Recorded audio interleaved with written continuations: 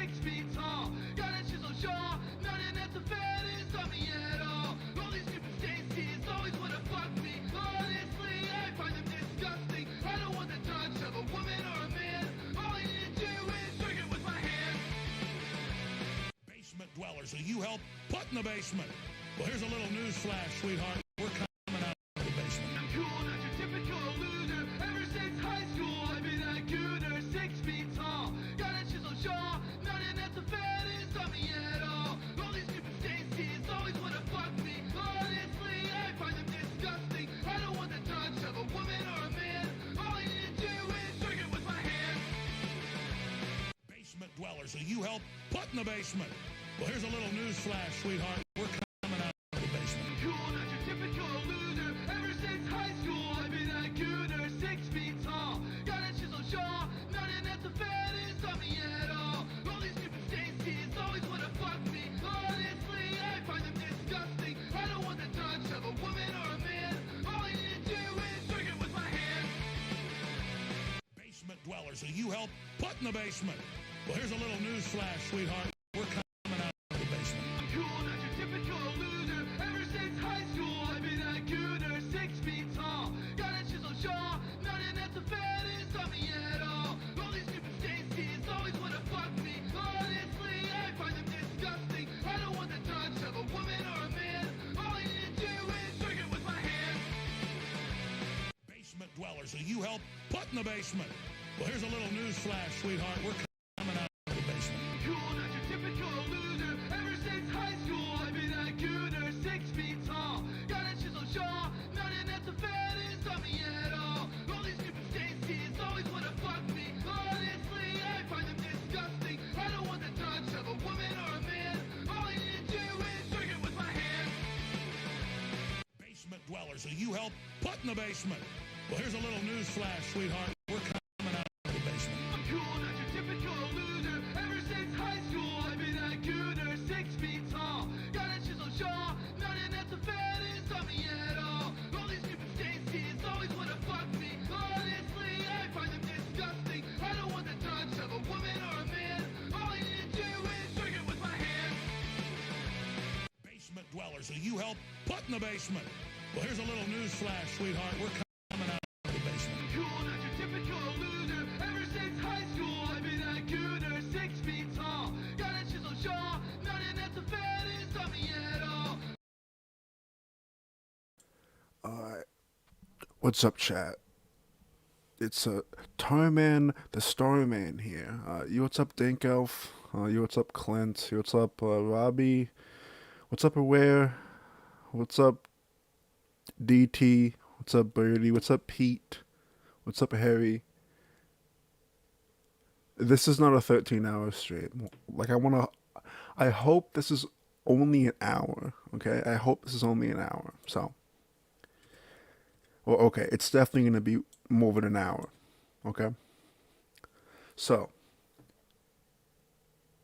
I assume most of you are aware what happened this morning, okay?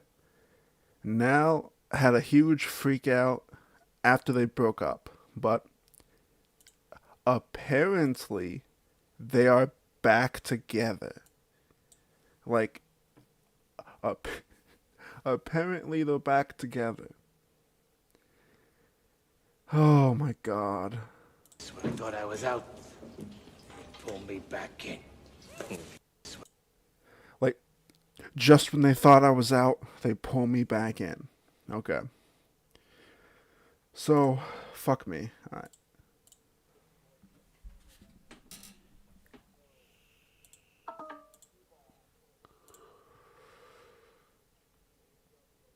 I'm gonna call it a Cobra's peanut butter. Up YouTube, it's your boy King Cobra back at it with another drink combo. We got some Screwball peanut butter whiskey, and we're going to mix it with A&W root beer. Yes, this stream's gonna stay up. Yes. So for context, I have no idea what I'm gonna call these. Like the late night show tournament. I don't fucking know. Like the intro that I made is like kind of temporary or whatever.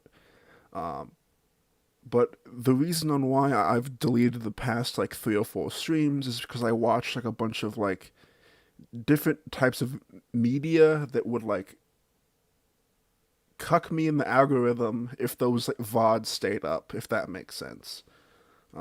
So that's why I delete those. But this is like a, I don't know, dude. Fuck I it. want to call it a Cobra's peanut butter.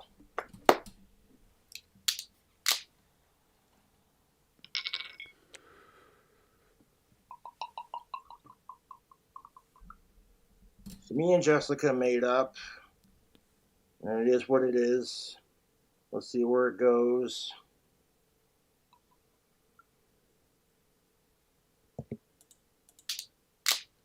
Cobra's peanut butter. Me and Jessica made up. Okay, so what does that mean? Make up? Okay, that's a weird. That's a weird phrase. Okay, you made up. Are you back together? Cause like, And it is what it is. Let's see where it goes.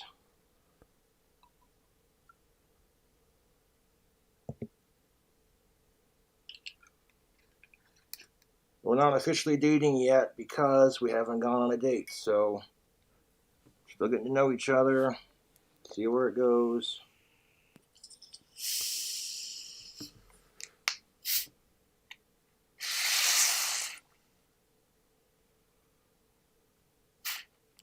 what a moron.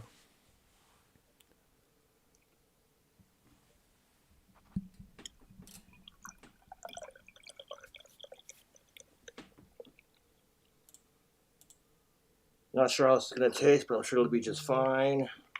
What an absolute fucking I've had this moron. peanut butter whiskey before. It's really good. Okay, so I'm pretty sure. Chat, I'm surprised no one said anything, and honestly, I probably shouldn't say anything, but anyway. So, I said in my last stream that if they get back together, I'm gonna delete my channel. So, it looks like I'm gonna delete my channel, guys. Oh no. Alright, well, like, I have. Man, like, I think I was too naive. Like, I jumped the gun on, like, celebrating. Like, I should have known. Like, I should have known that Josh would have gone crawling back to her. And, like, dude, like, that stream was fucking bonkers this morning. Like, she was, like, yelling at her mom. Because, like, so I was confused at first because, like, she was, like, whispering to a small degree. Like she was using like a hushed tone for like a little bit, but I'm like that's weird. But then someone in chat says that she stays in a loft, so there's like no door. So like so there's no door to her room, and like that's why her mom like freaked out on her. Okay, boys. So, Turkey Tom, as you know, is a normie content creator, doesn't write his own scripts, doesn't even edit his own videos anymore. He has no idea what the fuck he's talking about most of the time. Most of the information that he gets is from like a wiki article or like Kiwi forums or some shit. I don't like him. Like I don't hate the guy. You know, he seems okay, but I hate his content. I hate what he does. Like he just like he's like Genghis Khan leading like the normie invasion to like all like fucking like community wall. Like he brings in like a ton of mongoloids, and like one of my biggest criticisms is that he acts like he like knows all this information or like he knew all this information for like fucking years. But yeah, as someone said, he is digestible. Like I understand why people watch his content. Like fuck, you know, like it's not horrible, but at the same time, It's super fucking annoying. And he made a documentary on Blade, and I don't pretend to be the biggest like Blade like lore dumper, but I have been following him since like I was a kid. Like I was a fan of his. I like would like watch his streams, like Keemstar and stuff. Like I was there when like he was like leading to the deep end. Okay, but anyway, we're gonna watch this documentary and cringe. Duty brand is seen as a shadow of its former self from 2008 to 2000. While today, the Call of Duty brand is seen as a shadow of its former self from 2008 to 2013, the developers were on a major hot streak, releasing best-selling games year after year. And at the same time, a video site called YouTube had started to truly flourish. Naturally, with COD being so popular, gamers began posting videos to the site to get attention off their sessions. One early adopter would be Only Use Me Blade, known in real life as Brian Risso. Brian succeeded in a time when not many were, making thousands of dollars. Like so okay, this is gonna be full of nitpicks. So like, if you type in like Only Use Me Blade, footage, or like old commentary, this is the first video of it shows up on YouTube, because I've done that before. So like, the editor just typed in one thing, and he clicked on the first result and then like screenshotted that for the video. A month off of trash talking others in Call of Duty. Unfortunately, this trend would eventually pass, as all trends do, and the creators who made their name on entertaining COD gameplay would need to adapt to the changing landscape or risk becoming irrelevant. Blade was not able to do this, beginning to fade into obscurity as the COD community slowed down. Then, any success he had remaining was cut short by his own actions because of his crippling addiction, and it would ultimately destroy everything he built. And also, this is gonna be full of like moral fagging or whatever. Like, they're gonna say he's some like evil, he's some evil monster because he like threw a dog or whatever. And sure, that's a shitty thing to do, but I bet it's gonna be like over dramatized. Despite connections with some of the biggest gaming channels of his generation, today he lives as a man with ruined relationships, terrible health, and a reputation so thoroughly destroyed that any viewers left are just watching in horror as he somehow continues to go lower with each passing day. This is the story of how Only Use Me Blade ruined his life.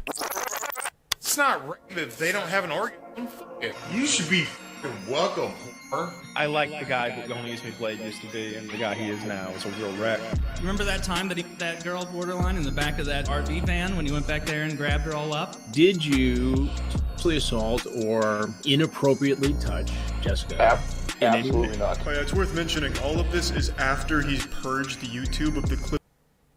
I'm not gonna shit on the editors, like because like they're actually good, but Of him groping and sexually harassing and assaulting women. So if some random fucking ugly bitch gets groped, she gets groped. Accept it. What a class act. This guy is the exact person your parents tell you never to end up like. No, I'm not brushing my teeth at all now. Only Use Me Blade, a profoundly alcoholic man. I mean, he has 100% undoubtedly become a total degenerate piece of shit.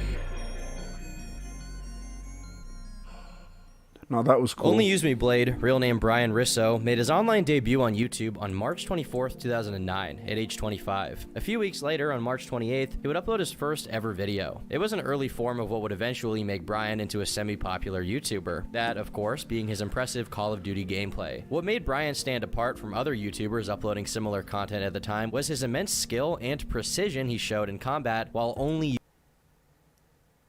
See, like, it's just like a bunch of like filler words. Just like what the fuck? Like, dude, he was just knifing in Call of Duty, and like he wasn't the only one doing it. He's the one that. Okay, whatever.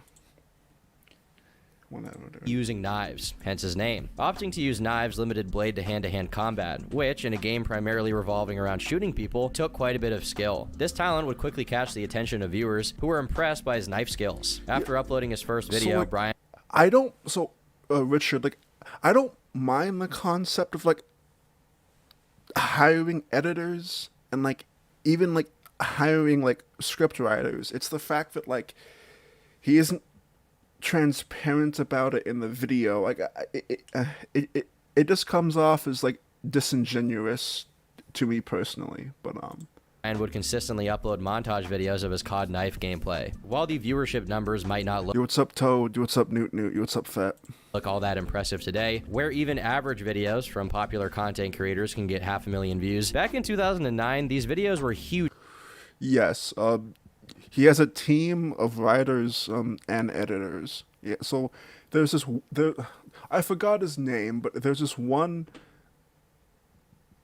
commentary channel that does stuff for like a lot of people, like not just Tom, but like he like makes a living off like, because like it's weird how like the commentary community has like turned into like a business, so like it's like turned like corporate or whatever, or like not literally obviously, but like it feels that way. But anyway, let's get back to hits, and would receive very good viewership for their era. Videos like Don't Stab the Host and Assist with a Knife would become iconic among his fans and are still thought of fondly by many. After only being on YouTube for 8 months, Brian managed to hit 10,000 subscribers in December of 2009. This wave of success was helped by the enormous popularity of the COD franchise. In 2009, Call of Duty Modern Warfare 2 was released, a game that many fans consider to be one of the best in the entire series. Continuing his trajectory, Blade would take one more month to reach 30,000 subscribers. And back in 2009, this was pretty impressive growth, and it just goes to show how well liked he was during that era. He'd then make connections by partnering up with other prominent COD YouTubers. I think that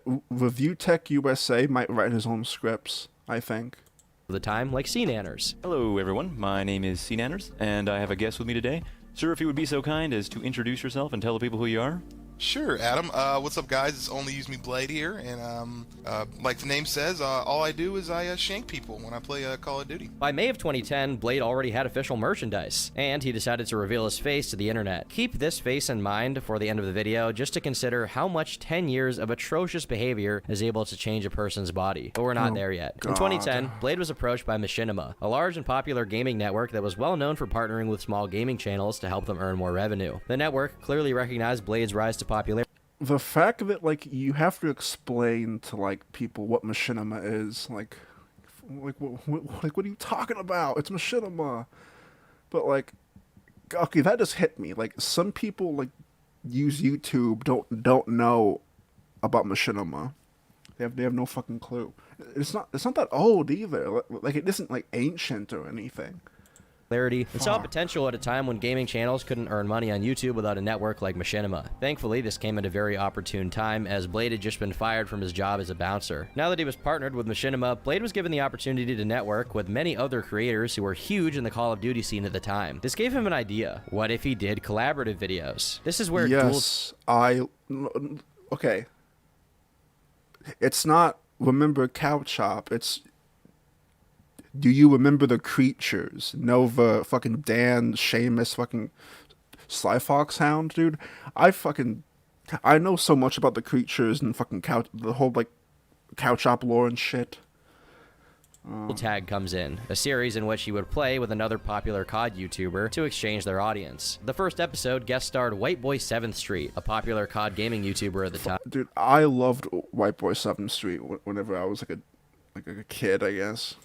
The series contained entertaining commentary between the two, combined with Blade's excellent knife gameplay, and it proved to be extremely successful for his channel. Seeing the elevated view count on his newly minted series, Blade realized that collaborations were the way to go. So he recruited others for these videos, like Woody's Gamertag, XJaws, and Minnesota Burns. All of these Minnesota Burns, dude. What the fuck? These collaborations allowed Blade to pull from their audiences to build his own. And with him inviting others to his content, he was also invited to be in other people's content. Namely, in 2011, Blade was invited to join an in-person Call of Duty tournament hosted by billionaire Alki David. This particular tournament was not part of any national league, as back in 2011, the esports industry wasn't nearly the behemoth it is today. Alki David himself is a British-Greek entrepreneur and businessman known for his involvement in various industries, including media, technology, and entertainment. David's career and activities are marked by both his business successes and controversies. He's maintained a high public profile, and his endeavors continue to be the subject of media and public interest to this. I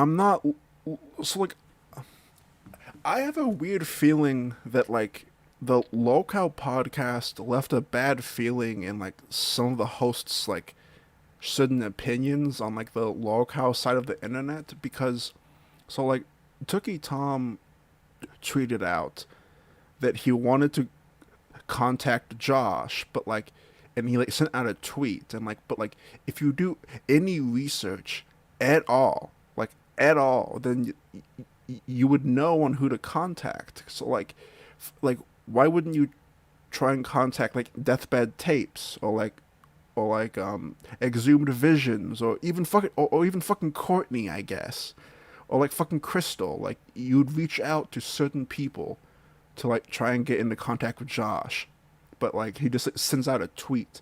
And from what Tommy C, which is a host on the lolcow podcast, like I've been in his chat before, and like I've asked him like, hey, like, you know, like, have you made contact with Josh yet, or like, or any of the other lolcows? And like a lot of the co-hosts and the people on that podcast have like said that it's been like hell to try and like turd wrangle people, because like they have no idea what the fuck they're doing. Like, and then like they realize like, oh, we have to like invest our time and shit. And it's like, dude, it's very transparent. It's because like lolcow is the new trending topic on YouTube. It's like this guy is a lolcow. Like, there was just one video that was like, Aiden Ross is a lolcow. Oh no, it wasn't Aiden Ross. It was like Sneeko. Like what the fuck? Like, wait, what? Like the word like lolcow was ruined. But anyway, that's fucking regardless or whatever. Very day. And for some reason, this billionaire at the time had a big interest in the YouTube gaming scene. This entire tournament was solely funded by Alki, who also put up the money for the grand prize. Called the Billionaires Challenge, it included many other prominent COD YouTubers, as well as one other future lolcow, Wings of Redemption. Funny how that works out. The other contestants included names like White Boy 7th Street and Woody's Gamertag. Shortly before the event was announced, Alki stated that he wanted to have a man, quote, euthanized on stream, which to the surprise of nobody, garnered a significant amount of backlash from both the participants as well as the general public. However, as the old adage goes, any publicity is good publicity, and because of this controversy, the event gained a significantly increased amount of viewers. The tournament itself was a disaster both in planning and execution. It was fantastic. What are you talking about? It was a huge mess. It was great. But because of that, it gave Blade a significant amount of exposure. And among the many people Blade met at this event was none other than the infamous YouTuber and part-time garden gnome, Keemstar. Keemstar was hired as one of the hosts at this event, and after talking, the two quickly realized that they actually had a lot in common and they became fast friends. This may seem odd to people who are familiar with Keem now, but it's important to remember that this is far before Keemstar became the face of Drama Alert and before he became the person we know him as today. This was way back in 2011 when Keemstar was involved in the professional COD scene and making questionable statements about what viewers could potentially type in chat. I hate Keemstar. I think the guy is a huge piece of shit, but is that guy one... I wouldn't call him smart, but he knows fucking business. Like, he made bank off that, like, off, was it, Castle Miner Z and shit like that? Like, he had, like, a business mindset. Like, he wanted to make that money. About a certain individual named Alex. W-Riz Keemstar. This friendship proved quite fruitful, and after just a short time being friends, Blade considered their friendship strong enough for him to uproot himself from his home in Seattle and move all the way to Buffalo, New York so he could live 5 minutes from Keemstar. This was a personal decision, but also a business one. Blade wanted to be closer to Keem because both of them were content creators, they got along really well, and there was a lot of potential for both of them to benefit by collaborating and working on businesses together. As time passed, it became clear that Blade and Keem hit it off as their friendship became stronger, with them appearing on live streams and podcasts together where they provided entertaining banter and commentary. This helped both of them gain a wider audience on the platform, and the two even began their own podcast called The Bad Kids Show. Okay, I was afraid that he'd like leave that out because the fucking Bad Kids Show was fucking fire. Gaining serious... It was like the kill stream, like before the kill stream, like Keemstar would like have people on and just like yell at them. It was actually really good back then. Viewership, and would even end up starring on a dance competition called Dance On, which needless to say he didn't win. After this, things went smoothly for Blade for around a year. His channel continued to grow steadily, and his new residence near Keemstar meant that he enjoyed a significant boost in viewership from their collabs. But this wouldn't last forever, as in October of 2012, his views started to drop off. This wasn't because of something Blade himself did, it was simply because the overall Did I hear about Blade getting a full-time job? I don't believe it. Show me proof. popularity of COD began to fall off. Similar to many other trends on the site, Call of Duty content had enjoyed a relatively fruitful period of massive engagement, but then it began to drop off as the next big thing in gaming took its place. Other COD YouTubers would notice the shift in the tides and begin to pivot their content to other more varied sources, trying different games until they found one that either the algorithm or the audience seemed to really enjoy. Keemstar, seeing the tides shifting, decided to start Drama Alert, a show that would ultimately surpass anything he had done with gaming and make him the de facto face of online gossip. Only Use Me Blade, however, did not choose to adapt his content and stubbornly kept uploading COD knife montages to just like Wings, just like DSP too. Like, I don't understand why DSP thought that like it was like a endearing fucking like, quality that like he still like did it the old school way and like recorded his gameplay off a camera that like filmed his TV. Like, I don't understand that thought process. It's like pure cope. It's like the reason on why you never did it is because like you didn't want to learn a new thing. Tarman is Nicole Watterson, the mom from Gumball, a bad bitch or nah? Yeah, dude, she's thick. What are you talking about? rapidly diminishing returns. His channel would cover over 6 iterations of the Call of Duty franchise, and throughout each of them, Blade would really only upload knife gameplays and nothing else. Growing bored of the repetitive and bland content, viewers would slowly stop watching. If there's one rule for long-term content creation, it is that creators must adapt to survive. The YouTube landscape is constantly changing and shifting, and if a creator is either unable or unwilling to change their videos to fit the new paradigm, they're sure to suffer a slow, painful viewership decline until they reach the very bottom. Perhaps if Blade had followed that rule, his channel and life could have been on a way different trajectory. But also, if that was the case, I wouldn't be talking about him right now. Okay, not gonna lie, that was fire. I'm not gonna lie, that's fire. That looks really good too. That was cool. After 2 years of slowly declining viewership, Blade would seemingly strike gold with a new form of content that he dubbed drunk streams. In these streams, Blade would essentially just sit in his gaming chair and take money from viewers as they paid him to do shots. Although Blade would drink anything so long as it could get him drunk, he had a special affinity for Jaeger, considering that Jaeger is 35% alcohol. Yeah, dude, I like... I'm not even gonna shit on, like, the video editors anymore, because like this is fantastic. Like because it's all about, like, I'm really bad at this because I'm like lazy or whatever. Like, I just want to rant and have some decent edits and that's it. But like you always need to keep the audience engaged. That's why there's like sound effects and like sound cues to whenever text shows up, and like that's why like the screen is like constantly like zooming in and out. It's like trying to like keep your attention. Like the guy did a really good job on this so far.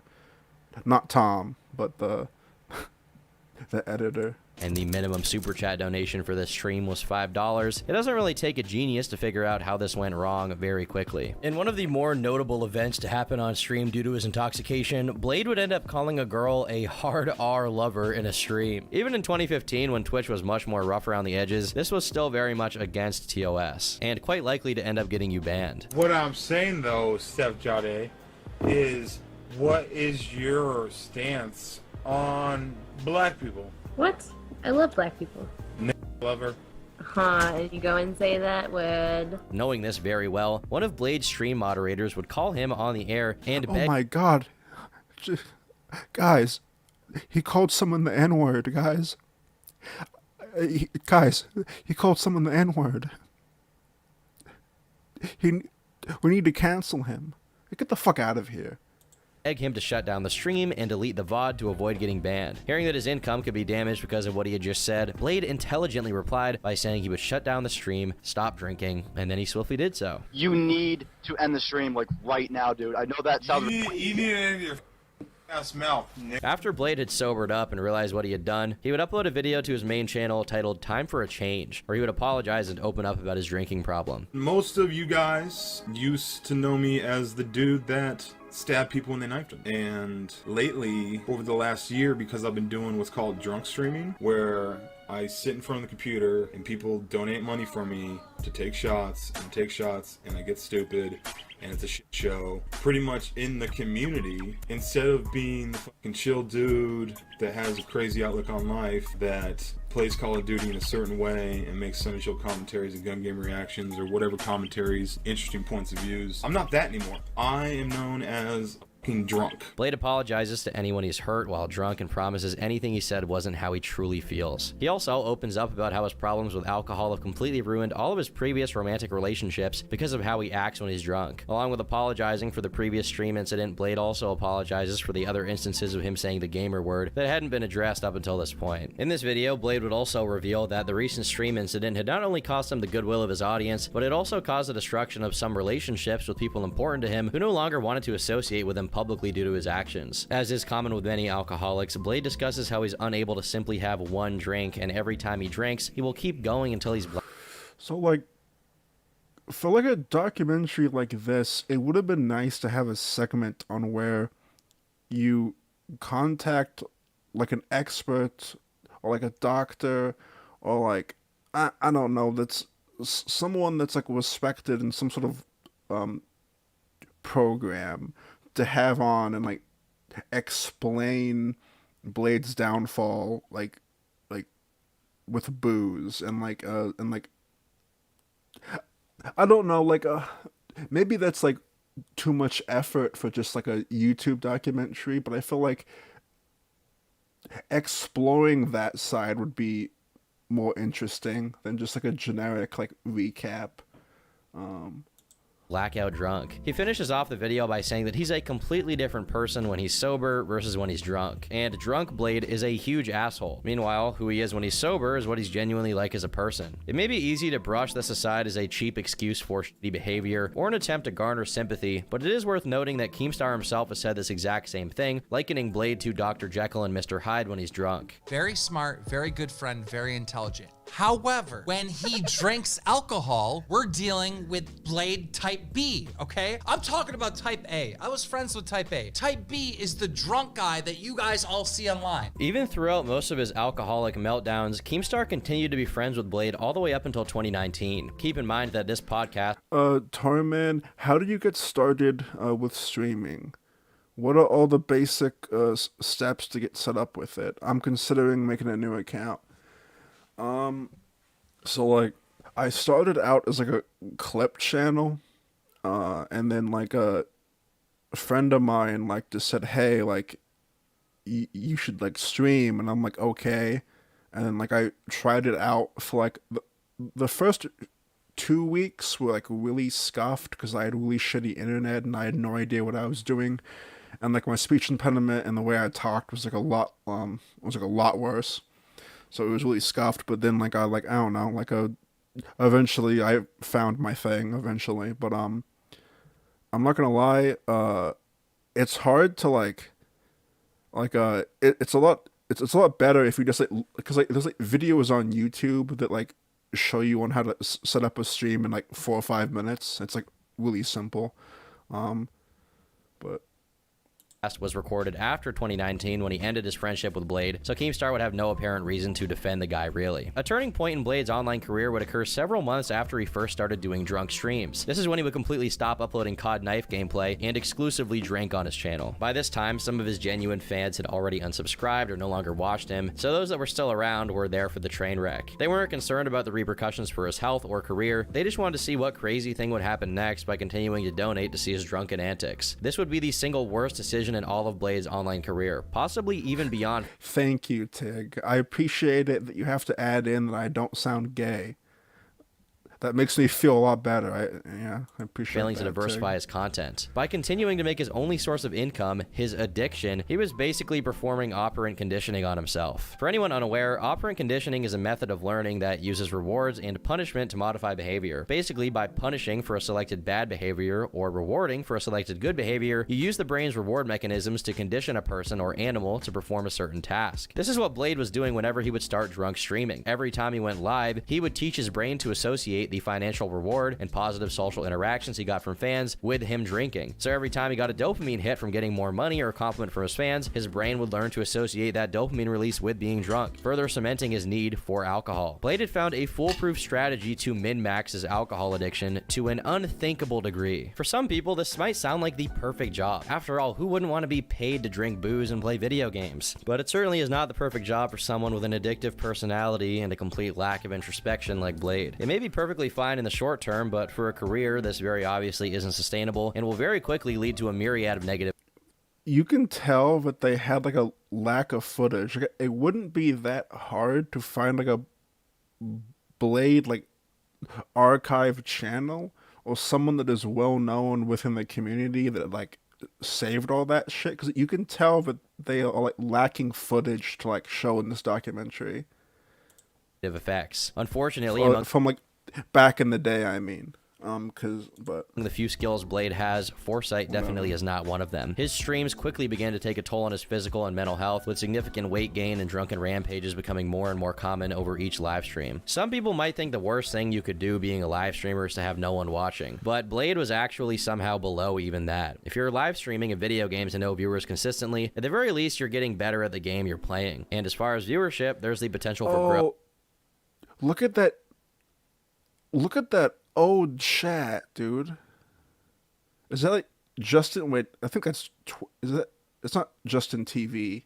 I think that's like right after Justin TV became Twitch. But look, it's like there's a troll in his chat called Wings of Masturbation. That's like that's like an OG Wings of Redemption troll. That's actually kind of sick. Wings of Masturbation. Growth and upward mobility. Blade, however, was getting worse. Unless speedrunning liver cirrhosis is a category in GDQ 2023 that I just haven't heard of, you can't get better at being a drinking streamer. In fact, it's quite the opposite. The more you get blackout drunk every night, the worse you're making yourself mentally. Blade would have a few short periods of sobriety here and there after promising to get clean, but every time he would try, he would return to drinking shortly after. The main issue is that every time he tried to get sober, Blade would realize he had literally nothing else going on in his life. On many occasions, Blade would lament about how his friends his age were getting married and starting families, while he himself had nothing but Call of Duty. All my friends have gotten girlfriends and gotten married and are starting to have kids and are owning houses and being adults, and I'm still in kid mode. Alongside his lack of personal growth, another issue was that nobody wanted to watch his COD gameplay anymore. All of his original fans were long gone by this point, and the only people left were people who wanted to see him drunk. On the rare occasions where he would try and upload a gaming video, they would perform horribly with no views and therefore no money. That meant the only way Blade would get any attention on YouTube was getting drunk on stream. Okay, from what I remember, it's not the fact that they weren't getting views, it's the fact that I think that he was having monetization problems, or his channel was blacklisted because of certain things he'd say on stream. These live streams on Twitch would continue until 2015, when during one of his regular streams, a chatter asked Blade to touch his butt. At this point in the stream, Blade was extremely intoxicated, probably beyond the point of even remembering he was live streaming, so he got up and did just what the chatter asked, and a little more, facing his rear end to the camera Nikocado avocado style for all the fans to enjoy, and then he used his finger much like a doctor would to test for colon cancer. This got him banned from Twitch permanently. It's probably safe to say that after the previous gamer word incident, Twitch was looking for a way to get him off the platform, and this would seem to be the perfect reason for them. Getting permanently banned and losing a substantial amount of income didn't appear to even faze him though, as he would immediately move to YouTube and start live streaming the same content there. Blade's YouTube channel once boasted a respectable 500,000 subscribers, and with an amount that high, it would be fair to assume that he would enjoy a higher viewership than the minuscule amount he'd been getting on Twitch. However, considering by this point his reputation was already in the gutter, the transition to YouTube didn't gain him a significant increase in viewership. Now on YouTube, Blade would once again resume the shot streams and perhaps finally learning from his old mistakes. What kind of question is that? Have you checked yourself for colon cancer, Tarman? No. Start to try and hop on popular gaming bandwagons such as Fortnite in 2017. He actually seemed optimistic at the time about his future on YouTube, and it seemed like he may finally be turning things around. So the reason why we say final drunk stream is because when World War II comes out, I'm going to be streaming a lot, and I'm also going to be making videos. Get back to the old me, new Call of Duties, knife only, all that good stuff, instead of like getting drunk all the time.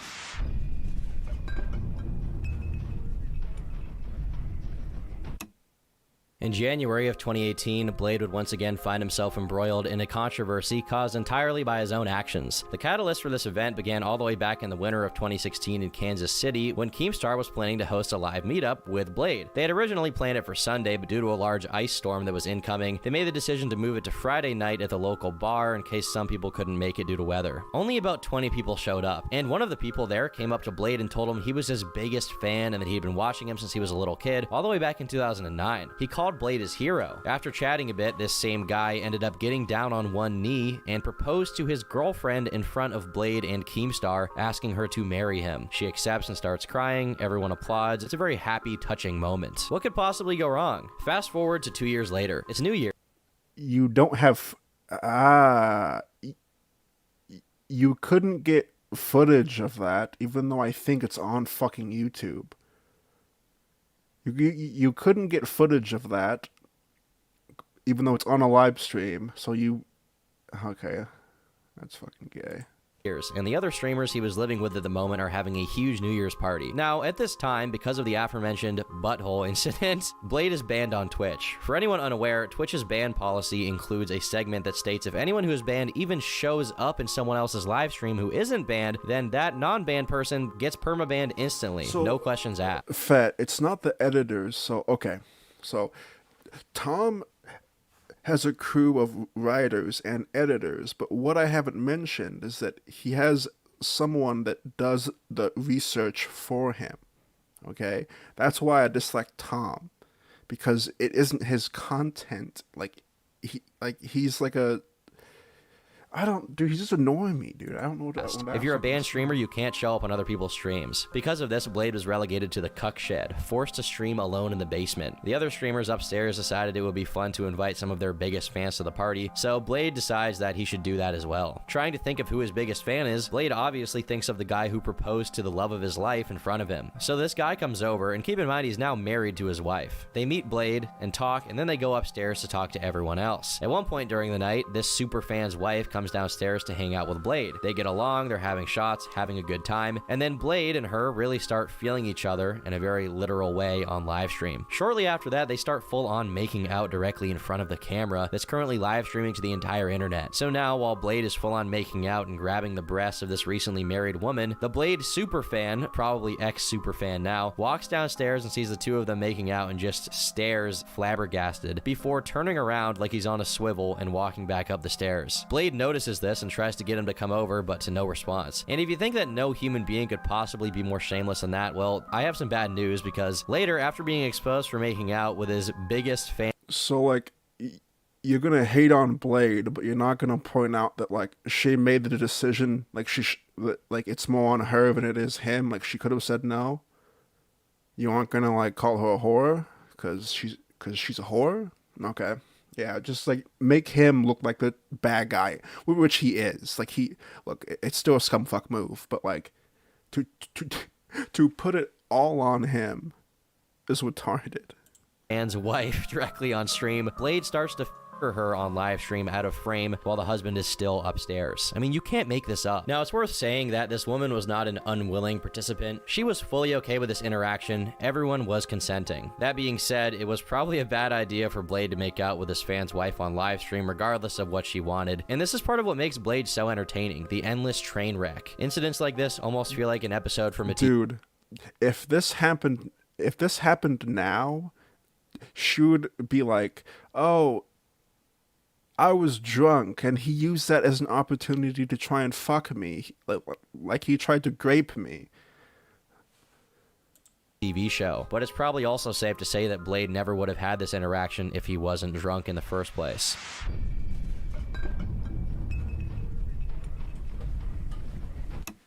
Ice Poseidon, whose real name is Paul Danino, is a Ew. popular streamer well known for pioneering the IRL, or in real life genre. He gained prominence on Twitch for his unique style of content, which involved broadcasting his daily life and interactions with people, whether he was walking around in public, traveling, or attending events. As his streams are just real life, his content is known for its unpredictable and unscripted nature. When he had a dedicated following on Twitch, Oh my god, I remember that emote. his streams sometimes attracted criticism. That emote, the fucking CX, like the CX waifu emote. I remember spamming. I think I had a shirt or like a mug or something with that logo on it.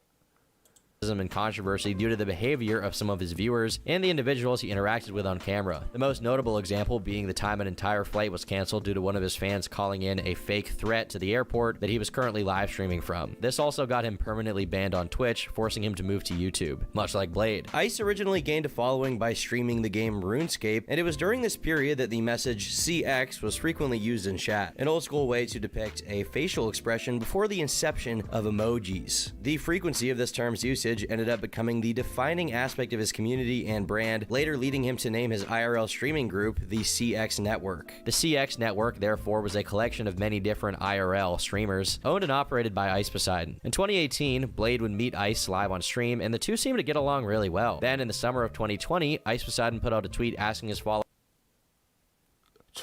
Dude, he skipped so... Whatever. What content creators he should invite to the new streamer house he had purchased in Florida. Many suggested that Blade should be invited to live in this home, and after much deliberation, Blade was actually chosen as one of the candidates to start living in this new IRL content house. If his drinking was bad beforehand, living in this house set him into overdrive. He was getting competitive with how much he could put back. In the live stream video where Ice interviews Blade as a potential tenant of his newly purchased house, it quickly becomes apparent that Ice was not looking to invite Blade to be a huge personality and someone who is a respected member of the household, but rather as cheap, trashy entertainment for the audience to gawk at. What makes this even more obvious is the fact that shortly before this trip, Blade and a few other members of the IRL community had gone on a trip together to Hawaii. And as usual, Blade got completely blackout drunk and inappropriately groped another member of the live streamer group named Jasmine. This goes to show Blade's complete disregard for any social norms and the rapidly deteriorating mental state he found himself in. It became clear that the true purpose of the interview was for Ice to determine whether or not Blade would be a good business asset, and if the cons of his complete moral depravity outweigh the potential benefit. How's the doc? It's shit. It's like schlock. It's just schlocky shit. To be made from using him for content. This is made very obvious by the fact that instead of asking personal or relevant questions to Blade about living in the house, he chose to ask questions about hypothetical situations where the group would get evicted from the home and how Blade would go about fixing them. Ice seemingly decided that the pros outweigh the cons and decided to let Blade and all of his degeneracy become a permanent fixture at the newly founded CX mansion for all the other streamers to have to deal with. So, was Andy Dick on Blade's RV? So it wasn't. So it was never. It was never Blade's RV, but yes, during Blade's time on the RV, or yes, that was yes. He was now in the company of other streamers with dubious pasts, I don't remember. So I know that he was a captain of one of the RV trips, or something like that. I have no fucking clue. Ew. Sam Pepper, as well as Hampton Brandon and a Greek god X. Blade didn't really have and a Greek god X. It's just Greek god. Wait, what? A Greek god X. Did he just did the right? Because I think that's his name on Twitch or Kick is a Greek god X. Did the fucking researcher just copy and pasted a Greek god X and what the fuck? have all that much going on for him personality-wise. Viewers didn't find him likable or funny, and considering his controversial history, the only thing people really enjoyed was watching him get blackout drunk. But in all fairness, cut the guy a little slack, considering the fact he spent the last 6 months frying his brain with Jaeger bombs. I'm surprised he can even string together words to form a cohesive sentence. Although Blade was technically a part of the CX network, it's safe to say the other members in the house didn't really like him that much. Other members made it clear to Blade on numerous occasions that they found him annoying and abrasive, especially when he was intoxicated. Blade. What up? Did you pee off the fucking balcony, dude? No. Yeah, you did. Yeah, you did. No, I didn't. I can smell it. No, You peed off the balcony and then you admitted it, so. No, I didn't. What the fuck is wrong with you? What the fuck is wrong with you, dude? I don't like this shit that you talking to me about me being You peed off the balcony onto the floor.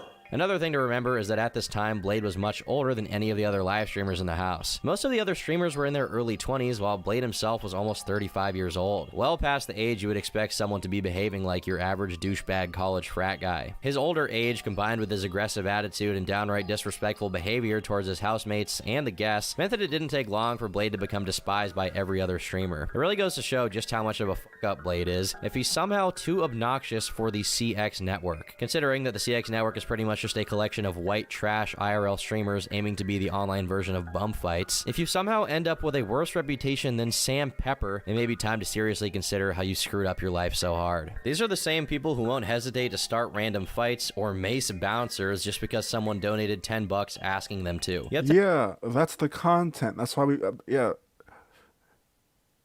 That's dope. Have an ungodly low moral character for someone like that to consider you too obnoxious. Over his time in the Florida house, Blade would get into many different altercations while intoxicated. Since the only content he produced was drinking alcohol at the request of his viewers, he was almost always inebriated beyond belief. This very quickly became a very apparent conflict of interest, since the entire reason Blade's audience watched him was because they wanted to see him act like a drunk idiot. But because Blade was such an awful person while he was drunk, I was gonna call out that line, the online version of bum fights. What a regarded line. Like I get it that like the script writer is trying to make this more digestible. So like this, to be fair, I guess this sort of content isn't made for us. It's just made for like people who don't know who Blade is. Like. But at the same time, this is still shit. It would regularly disrupt the other streamers' stuff they were filming in the house. There are probably enough instances of Blade being a belligerent person that you could make a compilation with a runtime longer than all the Star Wars movies put together. So in the interest of time, I've selected what could be considered his greatest hits. One notable instance would be when Blade, obviously blackout drunk, would try to pick a... Is he old enough? No, see, the question is not... the question is that it's not if Tom's old enough. It's if the script writer is old enough. Okay, the person writing the script could be like 35. Okay, who knows? A fight with one of Ice Poseidon's moderators. Can you hold that?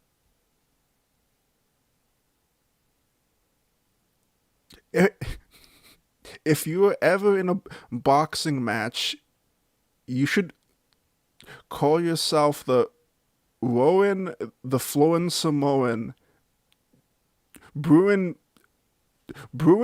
pain potions and going through motions, giving me bad emotions and rubbing him with his lotion. What?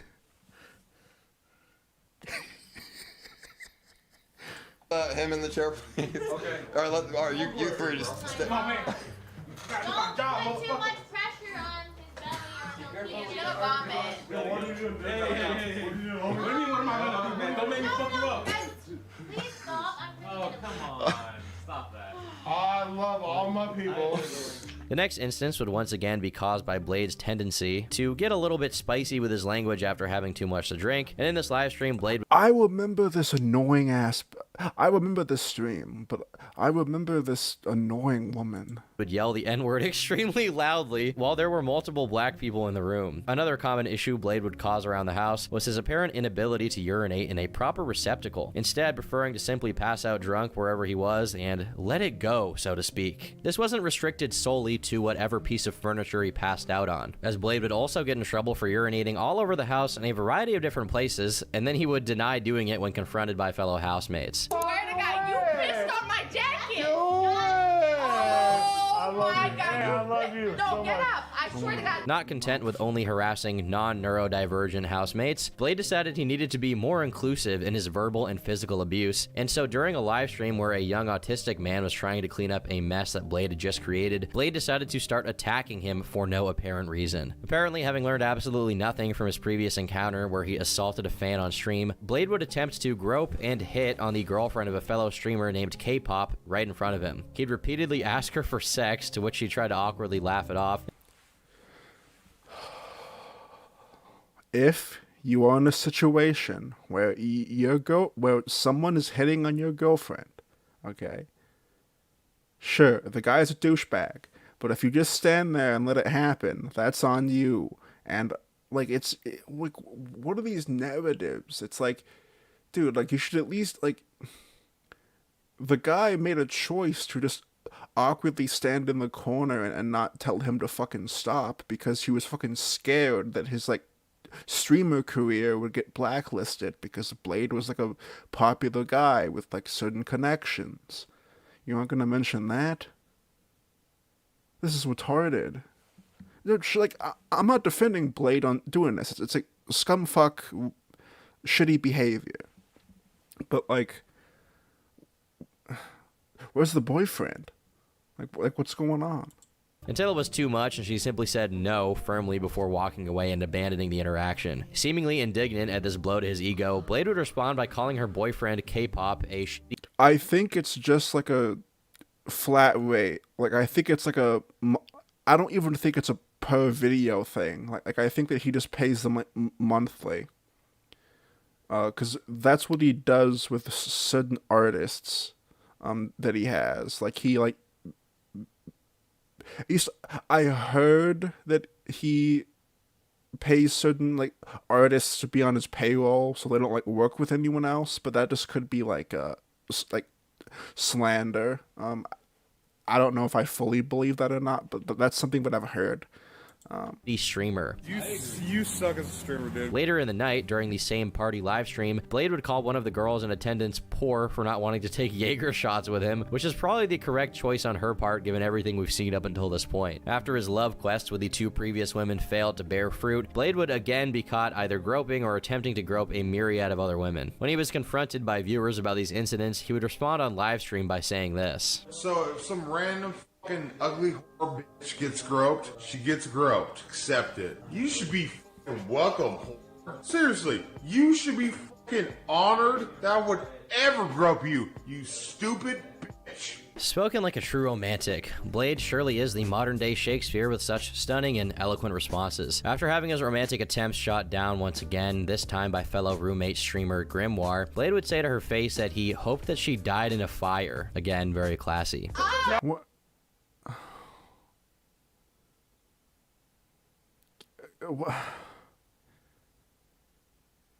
I hope that bitch. Okay, whatever. Die in a fire! Swear to God, I want you to die in a fire. Go away, dude. Later in 2018, both Ice Poseidon and Keemstar would attempt to stage an intervention to try to get Blade to curb his drinking and therefore stop his abusive behavior, but to no avail. Blade refused to acknowledge that he had an issue, either being in complete denial of his downward spiral or simply not caring enough to make an effort to change. Although it must be stated that this intervention was of dubious sincerity, as it would appear that Keemstar was the only individual there who truly wished for Blade to get clean, while some of the other people may have... Alright, chat. I'll be right back.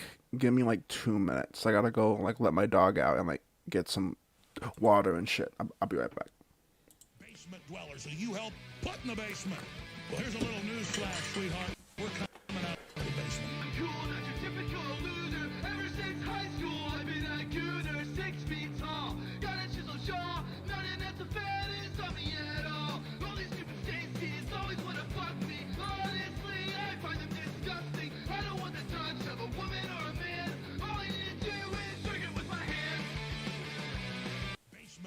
who you helped put in the basement.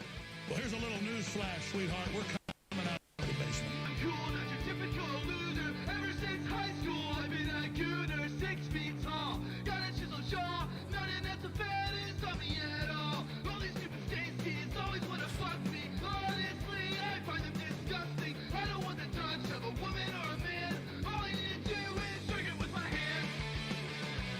Basement dwellers who you helped put in the basement. Well, here's a little news flash, sweetheart. We're coming out of the basement. Cool, not your typical loser. Ever since high school, I've been a gooner, 6 feet tall. Got a chiseled jaw, nothing that's a fattest on me at all. All these stupid Stacy's always wanna fuck me. Honestly, I find them disgusting. I don't want the touch of a woman or a man. All I need to do is drink it with my hands. Basement dwellers who you helped put in the basement. Well, here's a little news flash, sweetheart. We're coming out of the basement. Cool, not your typical loser. Ever since high school, I've been a gooner, 6 feet tall. Got a chiseled jaw, nothing that's a fattest on me at all. All these stupid Stacy's always wanna fuck me. Honestly, I find them disgusting. I don't want the touch of a woman or a man. All I need to do is drink it with my hands. Basement dwellers who you helped put. Okay, guys, I'm back, and yes, I know the song. Look, that's like a work in like that is only like 30 seconds of like something I was working on. Like it's gonna be a whole. It's gonna be a whole edit with the whole song. I just like. Yeah. All right. Wanted the content. Shortly after the failed intervention, Blade would be removed from the CX Network house, with the reason being that the CX Network was for IRL streamers, and since Blade didn't do any IRL stuff, it wasn't a good fit for him. Blade himself stated in a live stream that the breakup was mutual and that there were no hard feelings. However, it's often been speculated that the real reason for his removal was because everyone in the house despised him and didn't want to put up with his drunken antics any longer. Is that the Moon Man mod? No, it isn't the Moon Man mod. Reflecting back on his time in the CX Network house, Blade would say that although he enjoyed the exposure and liked interacting with fans, he hated the small percentage of people that were, quote, toxic. The one thing I wasn't... That mod is really fun, though. Like, that mod is great. Prepared... All right, we are 30 minutes. We are like 75% done with the dog. Was... I didn't realize how big of an issue callers were. Even though I love the extra exposure that the CX Network, like, that they got from me being on the website and more people coming in, there is a very small percentage of them that are, like, super toxic. Despite saying he was completely fine leaving the CX Network, a mere 10 minutes later, Blade would find himself back with IRL content, this time. What is this fucking AI, like, stock footage of, like, the RV? Like, show the footage of the RV. Show the footage of the RV. For an upcoming RV road trip. Looking back on it now, I'm sure this is the point where Blade wishes he could have made a different decision because as abysmal as his reputation was, he would somehow manage to plunge it even further into unimaginable levels over the upcoming months. Shortly before the ill-fated RV trip, Blade would make one last terrible decision in April of 2019 by throwing a dog off of himself because he didn't want it to lick his face. He would attempt to defend what he did on the PKA podcast, saying that the dog was perfectly fine, but that did very little to quell the online outrage. This event would be the straw that broke the camel's back for Keemstar, being the event that Okay. Okay. I remember this. Keemstar's dog got killed, I think, on like a railroad track. Let's see if I'm right. that caused him to publicly disavow Blade and end a decade-long friendship. Wait, was that Keem? Like, someone's dog died. I think it was Keem's dog. I think. Or was that Woody's gamer tag that got upset about that?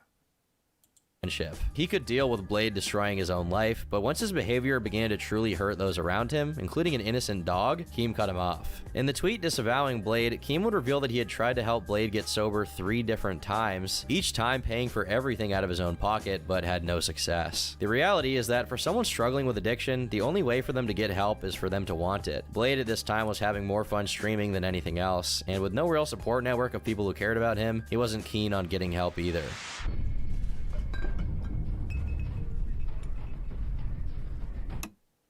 If the dog incident was Blade reaching rock bottom with his online reputation, then the RV stream is when he metaphorically took a sledgehammer to a litter of kittens. Dope District. I remember Dope District whenever he got into that fight with those like fat lesbians at the gas station. Wait, hang on. See if I can find that.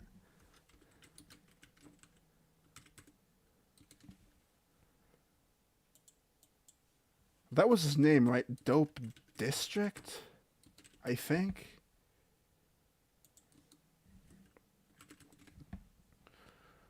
Give me one sec to find that.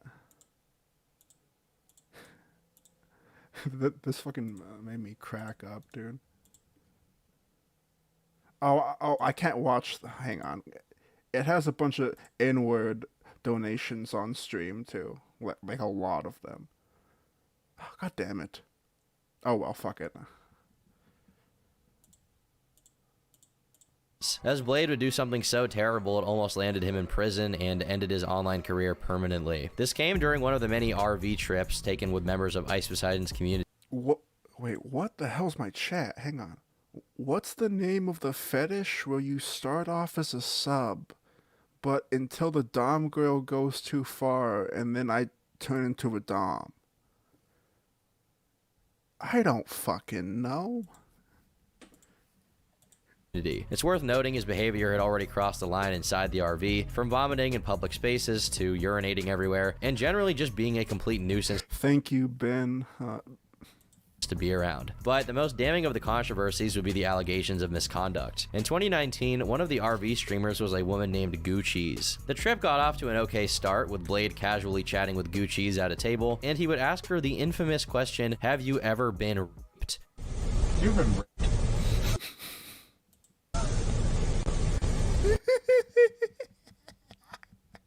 Look, I don't care. It's funny. I don't give a shit. It's funny.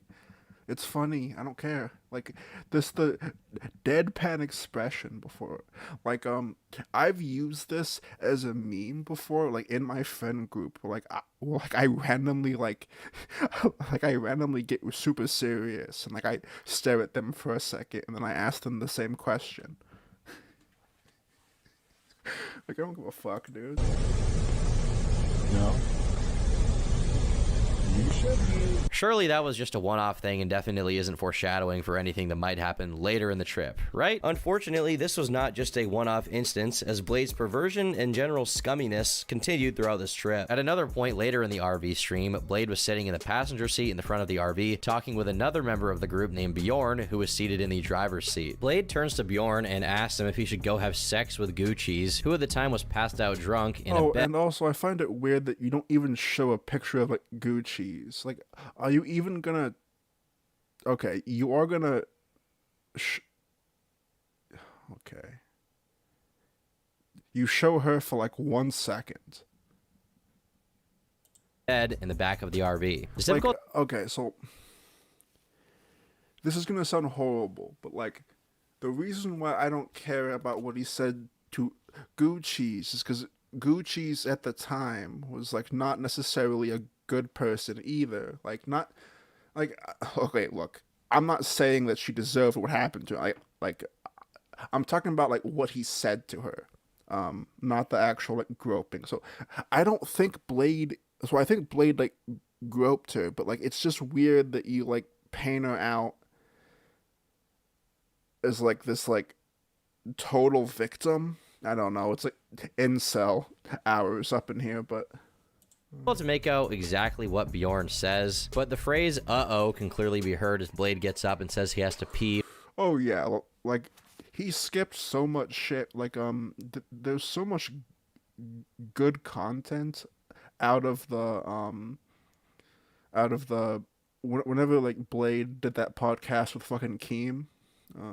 While making air quotations with his hands. Then, shortly after this interaction, there's footage of Blade walking into the room where Gucci's is sleeping with no pants on. The angle of the live stream camera only had a slight view into the bedroom, making what happened hard to see as only the lower end of the bed was visible. But a lot of people believe they saw Blade do something horrible there. Goose would later claim that Blade did what everyone believed happened, but she cannot remember the event due to being so intoxicated. After this event goes down, Blade is then once again in front of the RV speaking with Bjorn. Blade suggests to Bjorn that they should dump Gucci's on the side of the road, and then Bjorn and the other streamers reply with, "What the fuck is wrong with you?" And Bjorn calls him severely messed up. Bjorn, Should we keep or should we drop her off on the side of the road? Moments like this, it's unclear if Blade remembers that outside of the scumbags in the RV with him, there are also hundreds, if not potentially thousands of people watching this all happen. Immediately after this stream, there was swift backlash and a huge uproar from the fans who were rightfully disgusted by Blade's actions. Seeing the allegations, Blade attempts to masterfully deflect any criticism by saying, It's not right if they don't have an orgasm. This, surprisingly, was not an airtight legal response, and after Gucci's reported the incident to the police, Blade was immediately kicked off of the RV trip. Shortly before he was kicked off the trip, Bjorn would tell Blade that he absolutely believes Blade is guilty and should go to prison. Gucci's also claimed that while she did tell the local authorities, she never went through with making a formal police report to You're not gonna, like, show footage, like... It would be much better to, like, do an intro and, like, have her say her take, rather, because, like, you aren't gonna fully be able to tell your audience her take, because it's like it's not coming out of her mouth. It's like these are her, like, allegations. I don't fucking know, whatever. Charge him, or having a medical examination done to determine what happened. This situation exploded all over the internet when it happened. Blade hadn't been this talked about since he was peaking in the Call of Duty days. In fact, it went so viral that Blade ended up getting interviewed by Chris Hansen, formerly of Dateline NBC. During this interview, Blade is notably sober and actually tries to give a coherent refute to the accusations. According to Blade, Gucci's was very intoxicated the entire night and was being very flirtatious with everyone in the RV, including him. He also says that he was not particularly wasted that night. This day I really didn't drink that much because Gucci's was performing karaoke. Oh, I can't wait to read the comments. I can't wait. Was being pretty ridiculous. She was really drunk. I think it was nervousness. We went back. I wouldn't go that far, Astrid. Look, I wouldn't go that far.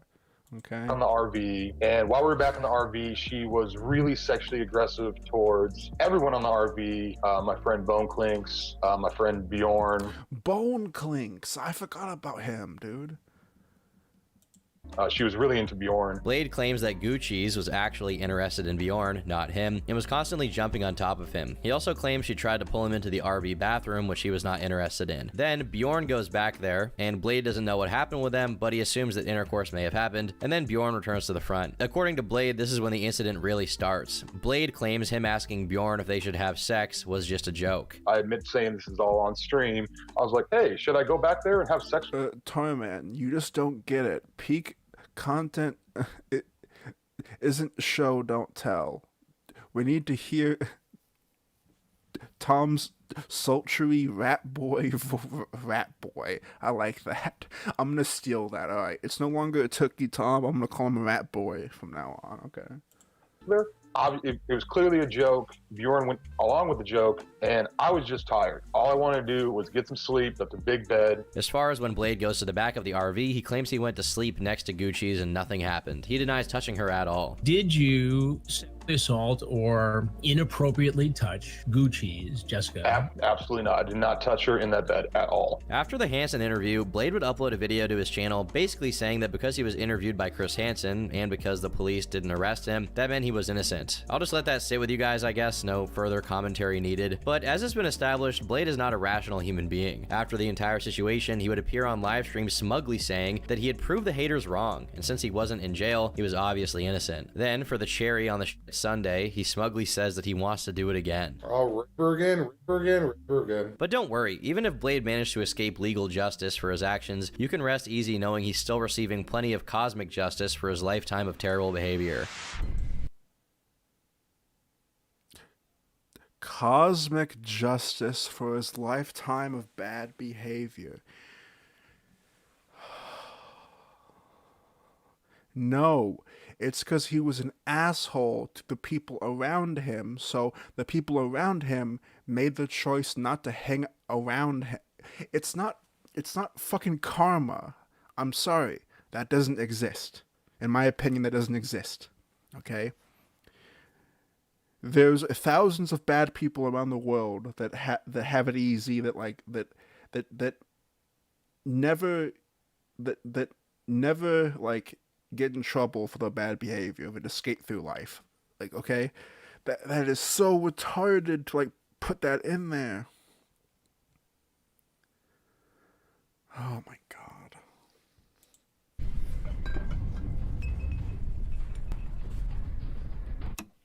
One of the most prominent and visible effects of Blade's absolutely terrible health is the rapid decay of his leg tissue. Due to a combination of his terrible diet and rampant alcoholism, Blade has developed diabetes, which has resulted in significant tissue damage to his legs and partial necrosis of much of his leg tissue. Diabetes, when poorly managed, can lead to a condition known as diabetic foot ulcers, which, in severe cases, can result in tissue damage and even the rotting of the legs. People with diabetes often experience peripheral neuropathy, a condition in which high blood sugar levels damage the nerves in the extremities, such as the feet and legs. Neuropathy can lead to a loss of sensation in the effect. Would you box Tom? No, I think all that shit's gay. I think the whole I think that whole idea is gay. The whole oh, box this YouTuber. Oh, Josh should box Cyrax. Oh, if you get into a beef with a content creator, you should box them. I think that's gay as hell. Affected areas, making it difficult for individuals to feel pain, heat, or cold. Do you think Tom, reckon that Tom is on the juice? He randomly has big arms. So I saw that on Twitter, but he has been going to the gym. So as much as I hate Tom, I'm not going to hate Tom for taking certain enhancements if he's really going hard at the gym. I can't really hate on that. Good for him, but this may also be a factor in why Blade seems wholly unfazed after getting in violent brawls or performing an incredibly stupid stunt while intoxicated. Furthermore, diabetes can also lead to peripheral arterial disease, or PAD, which is characterized by narrowed or blocked blood vessels in the legs. This reduces blood flow to the extremities, making it more difficult for wounds and ulcers to heal. Due to the reduced sensation and poor circulation, people with diabetes may develop small sores or... Okay, look, the only way I'd fight Tom if it was a ECW type environments where I can hit him in the head with a chair, or go off the top rope and he's on the table and I light the table on fire and I do a frog splash on the table. That would be cool. Ulcers on their feet or legs. These ulcers can result from minor injuries such as blisters or cuts, or getting the shit kicked out of you by a drugged up IRL streamer, which often goes unnoticed due to neuropathy. In the worst case scenario, if an ulcer... I just thought that he was juicing because he's a Sam Hyde fan. Probably that's becoming more and more common. The stigma of steroids or certain enhancements. No, yeah, so John, I know that he isn't that big, but yeah,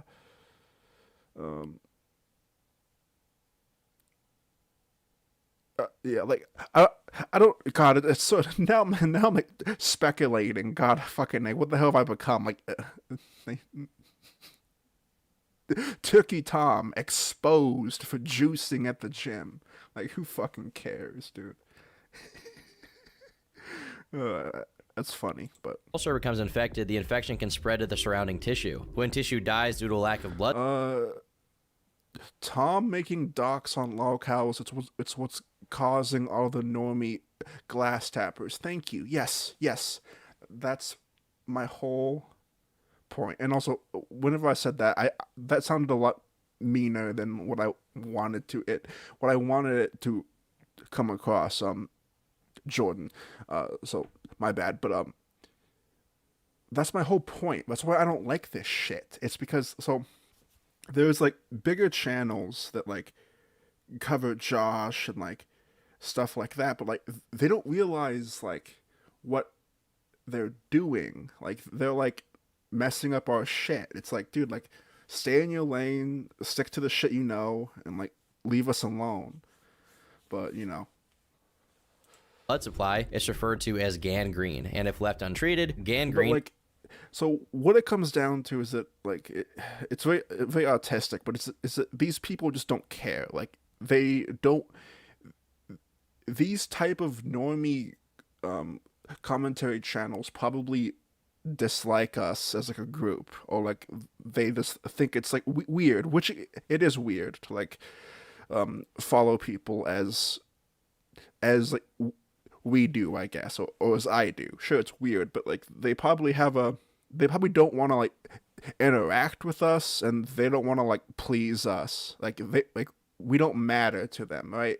It's like it's like the fanboys getting upset at like reboots, which I hate reboots too, but it's like getting mad at like reboots and shit. It's like it's not gonna really do anything to like complain, you know. It's just how it is too. But yeah, like I've said before, the term lolcow is the new like cash grab on YouTube. It's the new big thing. Like I mentioned at the start of the documentary, I saw this video about Sneeko, and it was like Sneeko is a lolcow, and for those that don't know who that is, it's like a Zoomer normie like W-Riz like streamer, and it's like what are you doing? Like he's not a lolcow. Like, so I know that the term lolcow doesn't have a strict definition, and I know that gatekeeping it is also stupid. But hear me out. Like, I always just saw lolcows as like a niche thing. Like, whenever like Wings and Boogie became really big, they became saturated and like filled with like normies, and like I just stopped caring about like Wings. Like I just stopped. Can progress to the point where amputation is necessary to prevent the spread of the infection. This is what Blade currently has, but he's blissfully unaware of it, and instead of going to a doctor like a normal person would, he seems to be in complete denial about his health, believing that if he doesn't pay attention to it, then the issue will just go away all on its own, which is not the case. It will not. The far more likely option is that they're going to amputate one or both of his legs eventually. Now, I'm no doctor, but I don't think the best way to prevent infections is to continuously pour whatever alcohol happens to be present into your wounds. In fact, it seems more like speedrunning your eventual leg amputation, but then again, what do I know? I'm a YouTuber, not a doctor. Blade seemingly sees no issue with his failing health, and in each subsequent livestream, you can see his condition getting worse. Due to this, many of his detractors have jokingly started referring to him as only lose me leg, and have started placing bets as to when his legs will be removed. Oh, here we go. Wait. This timeline, like you skip from like 16, like you skip from like 2016 or like 17 to like now. All right, here we go. All right, chat. Here's where the moral fagging begins. After being unceremoniously exiled from the RV, Blade would begin streaming again, this time in a content creation house with many other streamers. This event begins during a party that was being hosted by the streamers at the house, where Blade had invited a fan of his named Willie to come hang out with them. This guy supposedly had driven cross-country. Okay, wait, hang on. You're leaving out context? Hang on. Content creation house with many other streamers. This event begins during a party that was being hosted by the streamers at the house, where Blade had invited a fan of his named Willie to come hang out with them. This guy supposedly had driven cross-country to come see Blade because he was such a huge fan of his What? No. He was with Beck. He came to see Beck. He was with Beck. He was already with Beck. Willie and Beck decided to visit Blade because Willie did want to meet him. That is true. But you're leaving out the whole context of the fact that he's dating Blade's ex. I wonder if he's gonna mention the fact that Beck stole his truck to go buy pills the night he died. I wonder if he's going to bring up that. Content. Apparently, Willie had taken some sort of benzodiazepine that day, most likely Xanax or Ambien, and then proceeded to drink. Like, you weren't going to mention the other people like in the room, because like they're also factors, like used by name. Like at least like, introduce Saint, Nano, and fucking Tone, because like Tone and Saint are the people that like Minecrafted him basically. Heavily at the party. On stream, he could be seen taking a whole red cup of Crown Royal whiskey at once, which is a lot. And for those unaware, mixing benzos with alcohol. Crown, like a whole bottle of Crown is not that It's not that, whatever. Alcohol is a terrible idea. Benzodiazepines are central nervous system depressant drugs, meaning they slow your body's natural nervous system functions. When mixed with alcohol, which is also a CNS depressant, this can cause the central nervous system to shut down so much that it stops working. This is obviously very bad because the CNS is responsible for regulating your breathing, and your body can simply stop breathing to the point of causing death. Shortly after taking the shot, Willie could be seen on stream passed out standing up against a railing. Directly after this, he collapsed hard onto the ground. Blade and the other streamers either didn't notice or were far... Blade wasn't there at the time. Wait. Chat. Blade wasn't there, right? Blade was gone when this happened, right?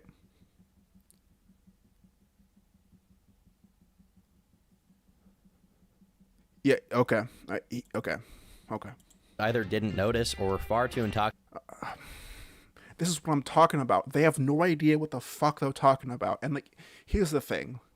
We can, like, have an argument of, like, is this information really necessary to new people? Like, is this information really necessary? And my answer to that is yes, it is, because this is obviously trying to push a narrative. I agree that Blade is a piece of shit. He's a scumbag.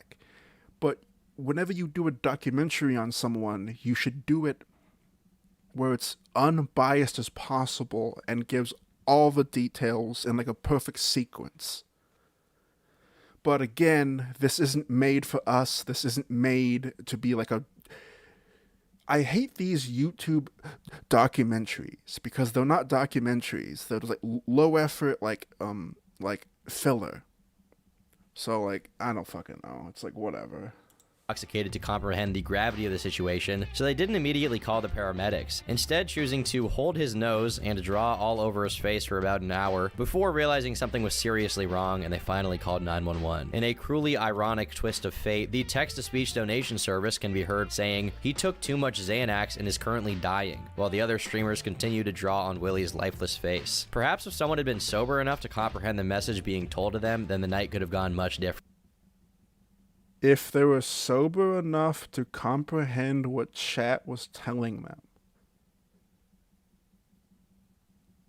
I'm not gonna blame the alcohol and the booze for fucking Tone and fucking Saint for letting a man that fell over and hit himself in the fucking head. I'm not gonna let them use that excuse. They let him die because they don't care about other people. They're pieces of shit. After the paramedics arrived, the streamers present at the house crowded around the EMT officers and continuously attempted to speak with them, even after they asked several times not to be on camera, as they were actively trying to save this guy's life. Willie was taken away by the ambulance and unfortunately would pass away as a result of oxygen loss to his brain. Now, I'm not sure what my take is, so I want to ask chat. Because I'm curious, do you think in a situation like this, is it Willie's fault completely for choosing to do the drugs and choosing to mix it with alcohol around people that he didn't trust? Or would you say the blame's more on Saint and Tone for not trying to like help him sit down whenever he was standing and wobbling, for didn't they didn't call the ambulance? Like, where is the blame game falling? Or is it like a 50-50 sort of thing? Because I don't know about that. I'm a little iffy.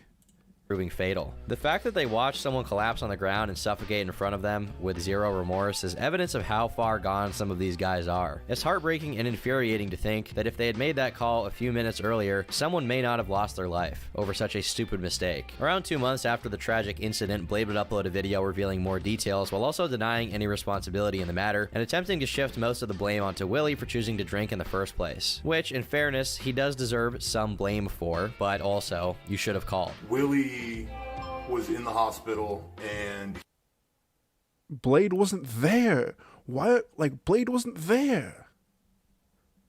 He actually got up, was walking around on his own accord and trying to check himself out. He went to hospice, did the same thing, and actually did check himself out. It's revealed in the video that Willie had a history of both heart and lung issues, for which he had been in and out of the hospital multiple times. It was also revealed by the coroner's report that Willie had previously been in the hospital on life support due to the severity of his health complications. He eventually recovered. After a short while at a hospice, Willie would check himself out of the hospice against the advice of doctors, which explains the weakened condition he was in before his passing. Blade seems to think that Willie was improving and slowly getting better, which is why he was sent to a hospice, which just goes to show Blade's complete lack of understanding of how anything related to the medical system works. For the unaware, hospices are a specialized type of care that focuses on providing support and comfort to individuals who are in advanced stages of a life-limiting illness or are nearing the end of their lives. The primary goal is to enhance the quality of life for patients and to provide compassionate and holistic care that addresses their physical, emotional, social, and spiritual needs. His transfer didn't mean he was getting better. In fact, it meant the complete opposite. It meant they believed it was likely he was approaching the end of his life and wanted to... I can't wait for Tom to make that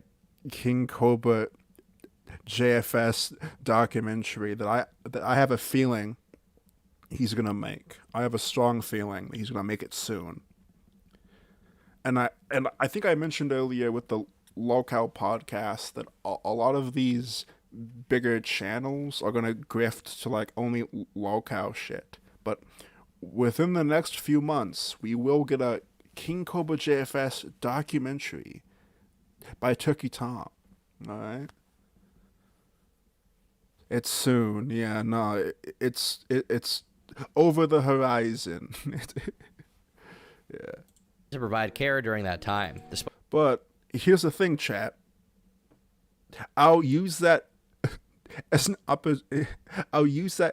opportunity to milk views from constantly making streams about the situation. So it will be okay. Despite this, Blade thought it was acceptable to invite him to a streamer party and have him drink excessive amounts of alcohol. Did he make a Cyrax documentary? The toxicology report indicated that, besides a small amount of THC, there were no other intoxicants present in his blood, ruling out that his death could have been caused by another drug such as methamphetamine or fentanyl. The official cause of death was listed as congestive heart failure, obviously due to his medical history and the combination. Where did this information come from? Does anyone in chat know? Like, are you gonna cite your sources? Because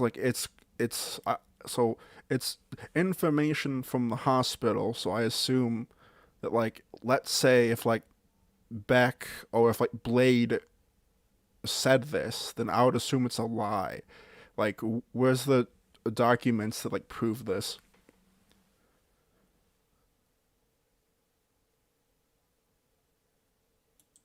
Of substances he took before passing out. In the section of the video addressing his culpability for the passing of Willie, Blade only seems to show concern when it pertains to his public image and people blaming him for Willie's death. He seems to show no remorse or guilt for potentially causing the death of a close friend. He did a Cyrax documentary a month ago. I assume it was shit too. Yeah, dude. Okay. This is the era of the Vikings, okay? We have to come together and make one ginormous shield wall and fucking keep out the normies. Okay? And in his own home. It's almost funny in a twisted way to listen to Blade read out the coroner's report of a friend who died right in front of him, while every 5 minutes TTS donations are laughing. I saw it on the report into the death is probably public record. Okay, because whatever, dude. In the situation, asking if Blade is still going to stream from... Wait, that was Spartans, bro. Look, I like the TV show Vikings, okay, and they do a shield wall. I don't know if that's real, but look, I don't fucking know, dude. Yeah, less Vikings, more 300. I don't know, dude. I didn't see it, but it takes more than one documentary that's 2 hours to explain Cyrax. Prison. The opinion of whoever did the death report shows that the death was natural. He was awake in the hospital, moving around. So much so that he checked himself out. I don't think he should have checked himself. Do you guys want to watch turkeytom's deleted video on Bianca Devins on where he blames a 17-year-old for her death? Do you guys want to watch that? Out, but that's not my place to say. I wasn't around for that. But he checked himself out and then died shortly afterwards, dude. This isn't supposed to be a thing about, oh, look, I'm innocent. I've never really claimed my innocence because I don't have to, because I know I'm innocent. I didn't do shit. That's not what this is about. And as far as if there is an investigation, I don't care. Investigate the fuck out of me, dude. There you go. That's my official response. Blade, will you do fire sales from prison? I'm not going to prison, dude. One would think that a normal person would be racked with guilt, believing they may have been responsible for the death of an innocent person, but it appears Blade is too far gone to manage that level of human empathy, and instead chose to monetize it. Wait, he made a Foodie Beauty documentary? That's what I'm telling you. Like, we need to, like, this is gonna sound so autistic, but we need to, like, do something. I think, like, certain channels should start being more vocal about it. It's like, dude, it's like, we don't want this shit. Like we don't. And if you do, you're fucking brain dead. You're a brain dead simp. Like, you're a simpoid. And no, not a Simpsons fan, okay? But like a simpoid. The death of a friend to pay for his nightly booze intake. If there's one thing that unites all of Blade's continued failures, it's his inability to grow up and take responsibility for his actions. There's nothing wrong with making stupid mistakes. It's something we all do throughout our entire lives. After all, failure is often the greatest teacher. What separates Blade from his peers in this regard is his determination to... Wait, so like... But like... So much has happened recently, like... Blade's mom said that, like, she called the state to inform them that she didn't want her son to be her caretaker whenever she got older. Like, he's like, where's, like, the sheepdog shit? Like, oh, whatever, dude. Like, I'm not, and it's funny, like, I'm not, like, a Blade lore guy. Like, I know what I know. I keep up with him. I watch him, but I'm not like some huge Blade guy. But even for me, even to me, this is like offensively retarded.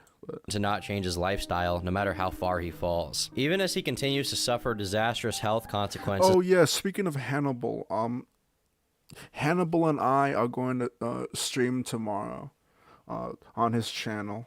Like losing teeth, gaining weight, and suffering horrific tissue damage. He keeps indulging in the same exact vices and performing the same events that are actively causing him real damage. Blade suffers from what could be called Peter Pan syndrome, which causes him to be unable to grow up and mature. But instead of being stuck as a boy like Peter Pan, he's stuck as a 25-year-old frat guy. Blade himself fails to understand the fundamental truth and seems to think there's no issue with him doing the exact same things he did a decade ago, when that very clearly isn't the case. Getting blackout drunk and subsisting off of fast food and soda is something that someone who's in the prime of their life can take no problem, but when you continue that behavior well into your 30s, it begins to have serious ramifications. On top of his physical... Larson got hit with arson, like just now? Like just now? Health, his inability to mature has also harmed his... Well, hang on.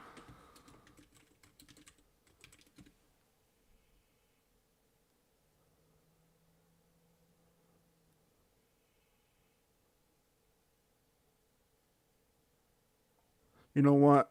Fuck it. Daniel Larson. Fuck it, shit. I'm gonna torture you guys, okay? I'm gonna fucking torture you guys. Okay? Daniel Larson. I am no longer a King Cobra JFS reaction channel. Now I'm a turkeytom reaction channel, okay? Because I just saw that. I was like, fuck it. I don't care. His mental well-being. He's unable to find romantic fulfillment. Okay. So, I saw that in my feed too. I don't know if I want to watch this though. I don't know if I want to watch someone else's commentary video. What's going on, everybody? How are you doing today? My name is the Leaping Lemur. Up right now, but yeah. Okay, it's only 3K. All right, from Bill, it's only 3K to get him out, which my church raised on one Sunday. I am getting in contact with someone to get him bailed out and into an apartment. Oh yeah, he did.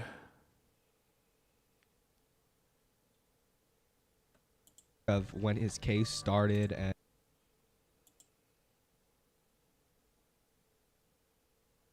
Fuck me, dude.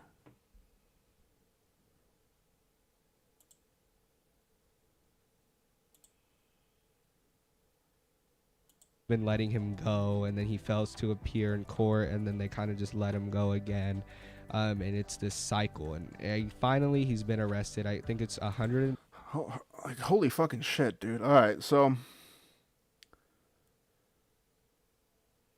I mean, like, I don't know much about him, but like is he a proven sicko? Like, is he like an actual sicko, or is it like confirmed or not? Because I don't know much about him.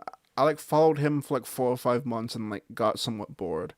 Yes, he's confirmed. Okay.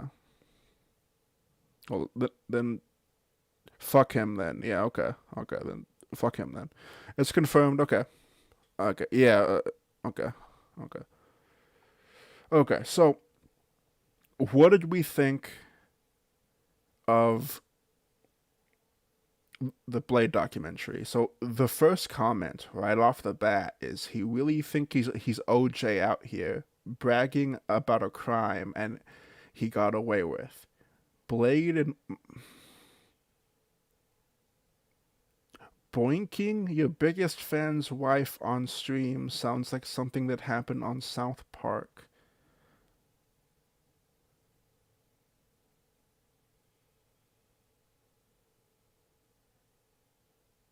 A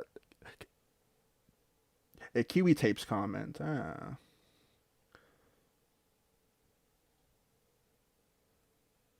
Okay. It's weird you completely left out Beck. She's a huge part of the lore. Also, between the Gucci's incident and the Willie incident was years, not after.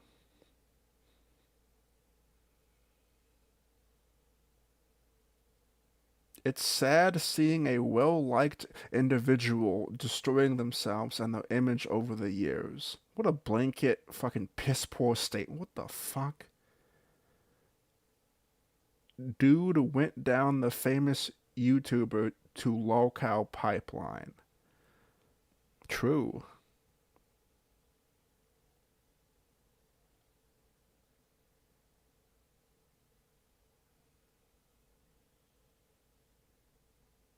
I've been using YouTube for a while. I've never heard of 90% of the people covered on this channel. Because you are a normie flamer piece of shit. Because you're a normie.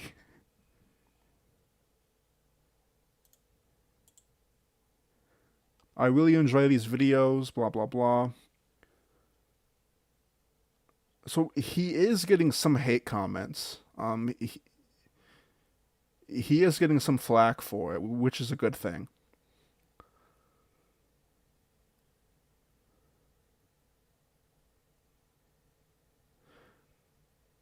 Congratulations on your great work in this video. You're an inspiration to other content creators. Keep shining. That's a bot. That's 100% a bot.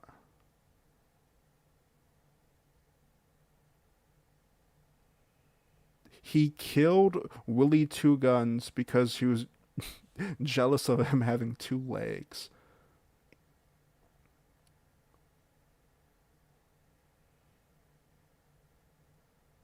Let's go, the goat uploaded. Finally, you made a video on him. Well done.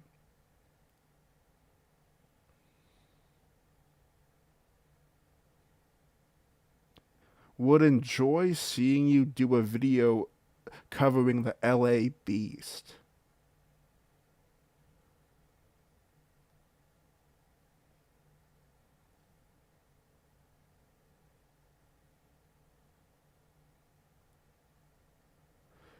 Okay.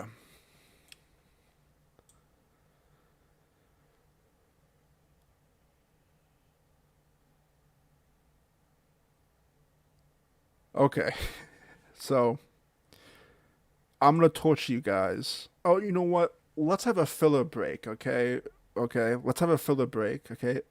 Let's watch Match Kink to the Stranger, and then we'll watch more turkeytom, I think, because I think I want to shit on him a little bit more. Alright. Outfit in this, or just that? I have this, and then the paws and the tail. Does the tail clip on, or does it stick in? Oh my god! That's a real question. It hooks on a belt. Okay. This is also a fucking plague on YouTube. I hate this sort of content. It's awful, but I want to like cringe at it with you guys. Hello. Hi, I'm Izzy. Torman, would you hook up with Beck? Ooh. Who is this? Ooh. Do you know what you're doing here today? I know I'm guessing something, but that's all I know. Do you have a kinky side? I have a wild side, yeah. You got any kinks? Any kinks? I don't think so. I don't think so. Like, how freaky do you get in the bedroom? Toys, feathers, whips kind of thing. Are we doing this on camera right now? She saw Ramona Flowers and felt so empowered, or whatever the fuck. I think I just butchered that, but I can't sing. Even though I try to sometimes, but First of all, buy me dinner first, dear God. I was asked to try this blood play once. Vampires are sexy, and I'm super into that. Sure, but the blood, So today, you're going to match kink person. Where? Am I gonna have a list of kinks? You are. These are the kinks. see, the problem with, to be honest, I think these people are like paid actors. I don't care about this anymore. Okay. Fuck the filler, okay? Hang on. What do I want to do, chat? Let's figure it out. Okay, so let's look at Tom's channel a bit and see where the lolcow stuff started happening. So, like, okay, so he made a Daniel Larson video 1 year ago. Andy Dick, he's like, these are like normie lolcows here. These are more like the normie-esque people. Okay, so he made one on Larson 1 year ago. Keep on scrolling up. He made one on Chris Chan 8 months ago.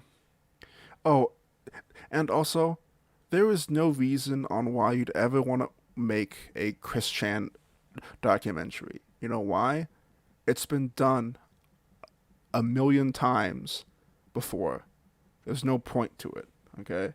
Then he made one on, oh god, I'm Alex. Fucking disgusting.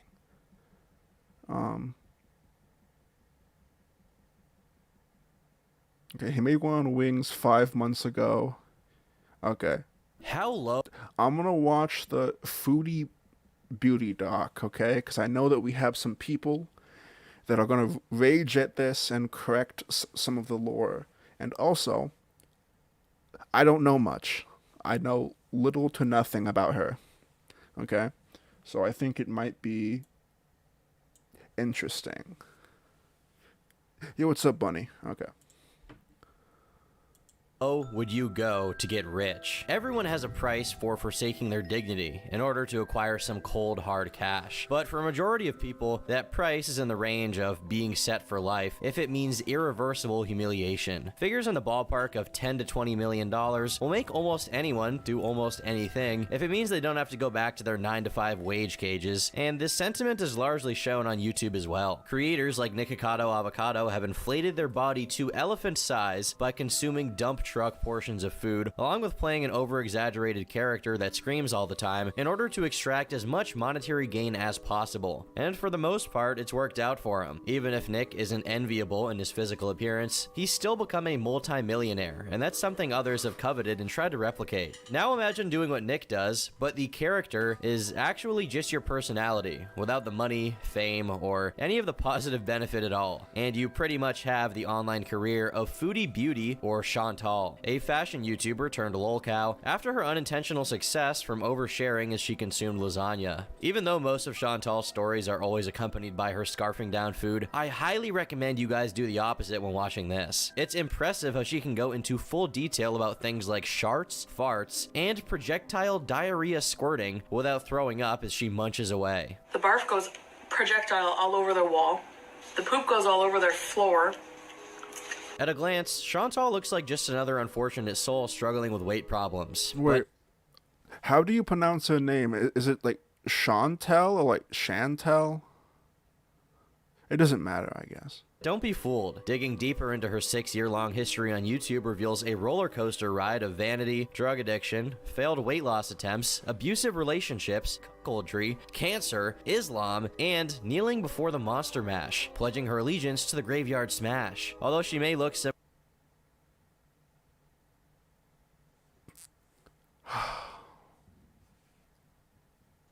similar to Nick in appearance, her career couldn't be closer to the opposite. In fact, the only other similarity she shares is an overabundance of hate watchers that most likely make up a majority of her viewer base. Well, that, and feeders. But how did she get here? How do you gain the same notoriety of someone like Nikocado Avocado, yet maintain an audience that's a fraction of his size? Today, we'll uncover that and much more as we journey together through the story of the Foodie Beauty. Chantal Serrault was born March 28, 1984, to a teen mother named Kim that traveled around frequently. First criticism.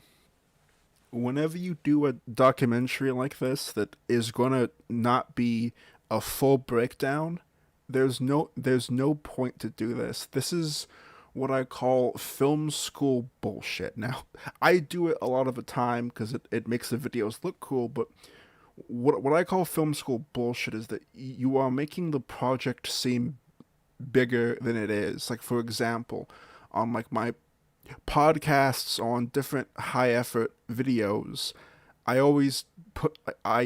used to put in like script written by Tarman and so and so, video like made by Tarman, and then like little credits to myself. I know it's like lame and autistic or whatever the fuck, but like it's like that sort of thing.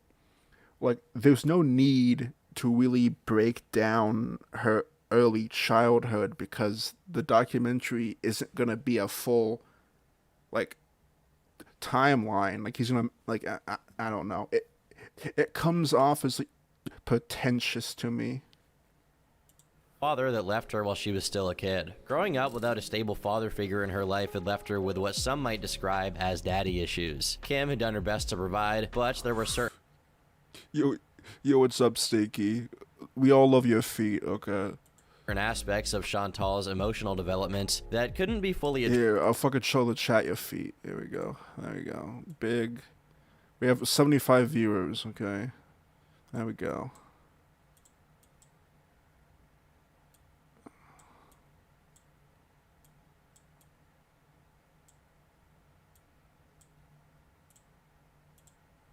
Dressed through a single parent. Her mother eventually married her stepfather, yet Chantal could never get over her biological father leaving her prematurely, and has even stated that she has 2 brothers on her dad's side she's never met. One of the main sources of Chantal's inner turmoil is her jealousy of her younger sister Natalie, who, unlike her, was born with the presence of both their mother and stepfather. According to an old childhood friend, Chantal couldn't help but feel a sense of resentment as she watched Natalie experience the stability of a 2-parent household. So she would pick on her and say things like she was ugly and dumb. While it's never been fully confirmed if this is an exaggeration created by her now estranged friend, this behavior wouldn't be out of the ordinary for a child with abandonment issues. Chantal growing up being jealous of her sister was just the start of her childhood problems. Whatever the cause, she would begin dating a 21-year-old man at the age of just 15. And this, okay, so the lore is... Okay, so she was neglected and fed a lot of food to keep her quiet.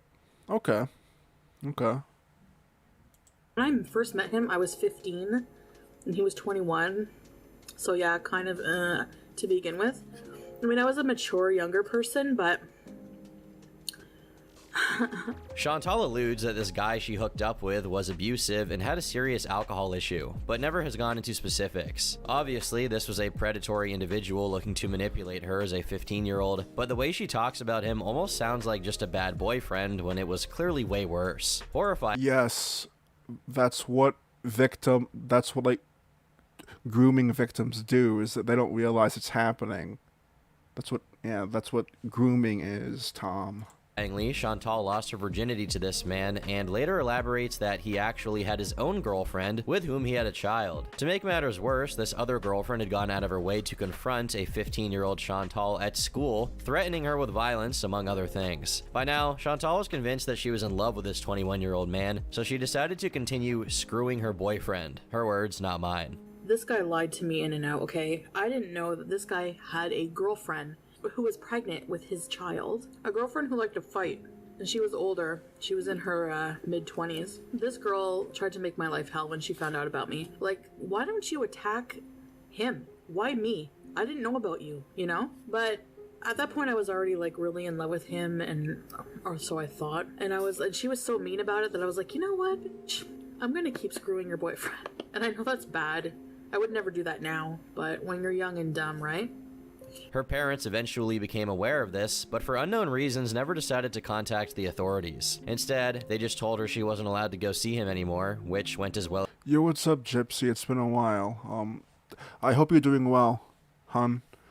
Are you still in the hospital for the gay cancer shit? As you would expect it to go. Furious that she couldn't sleep over with this man, Chantal went into the bathroom and faked a suicide attempt to try coercing her parents into letting her go. This caused her mom to panic and take her to the hospital, where she was instructed to drink a charcoal solution to drain the pills out of her body. Scared that this might negatively affect her body because she hadn't actually taken any pills, Chantal went into the bathroom. What? Insensitive? What do you fucking... Gypsy has been following me since day one. She fucking knows how I talk. What? Look, what's the word? I'm very uncouth. I'm like uncouth. And actually popped a few before confessing the truth to her doctor. At this point, the doctor had become fed up with her antics, so she was instructed to stay for a few days until they could make absolutely sure that she was fine. Even at a young age, Chantal had a reputation for gluttony, and this would be exemplified by her stay at the hospital. The girl she was sharing a room with turned out to have an eating disorder appetite opposite to Chantal, anorexia. The two began talking and got friendly with each other, but there was one particular thing Chantal couldn't help but notice. Because of this girl's anorexia, doctors came into the room regularly and gave her large amounts of food to make up for her weight loss. Watching this over time was like torture for Chantal, so one day, she dared to go where no one had gone before. But anyway, I had said to her at some point, are you gonna eat those candy? And I think she kind of caught on because she gave them to me. She gave me her candies. After getting discharged from the hospital, Chantal's parents refused. Yo, what's up, Jen? How's it going? How's it going, Jen? Used to let her come home if she continued to spend time with the 21-year-old, so she was moved into a group home for teenagers. This group home is where things went from bad to worse, and is one of the pivotal things that's contributed to Chantal's corruption during her formative years. Keep in mind, Chantal was still a high schooler while living among homeless teens, and she was surrounded by crazy amounts of drug use almost every day. In her environment, underage hookups were the norm, and they slowly became the norm for her as well. Chantal has told too many hookup stories to count, but the most notable during her high school years involve her taking home a fingerless man from a bar. No, that's not a euphemism. This guy literally was missing fingers and was probably a decade older than her. When the two arrived at the bedroom to partake in activities, the guy passed out before they could do anything of note. To Chantal's horror, while they were sleeping in bed, this fingerless fellow curled up to her and started to... Okay, so is this woman known for lying? Like, is this woman known for being a manipulator? Like, is it like, so if that is the case, like I assume, then why isn't he like mentioning that? Like, you should have like prefaced this, that this is all, like, take it with like a grain of salt. Okay. See, here's the thing. I have no idea about this woman, but I'm still able to criticize this video. That's how bad it is, okay? Cry for his mommy. Getting freaked out at this, Chantal saw that most of the teens in the home she was staying in smoked weed, so she wanted to get some as a means of relaxing after her experience with... Okay. That's funny. I'm not gonna lie. That's fucking funny. Kid named Finger. Big G is an individual she met while in the group home, and he clearly... What the Big G? Oh, not this guy. Okay. I was gonna... Dude, that'd be fucking hilarious if it was like... Okay.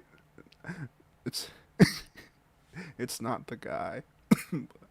expressed romantic interest in her. I sent you a picture of younger Foodie Beauty.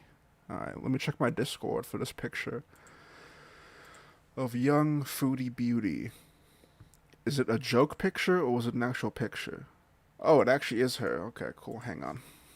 I thought it was gonna be like a picture of like a disgusting like blob monster or something. Okay. Let me pull this picture up.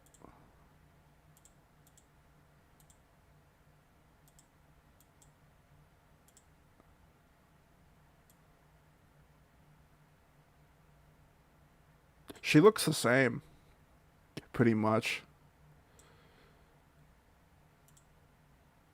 Seeing this as an opportunity, Chantal decided to manipulate Big G by pretending that she had an interest in him so that she could get free weed.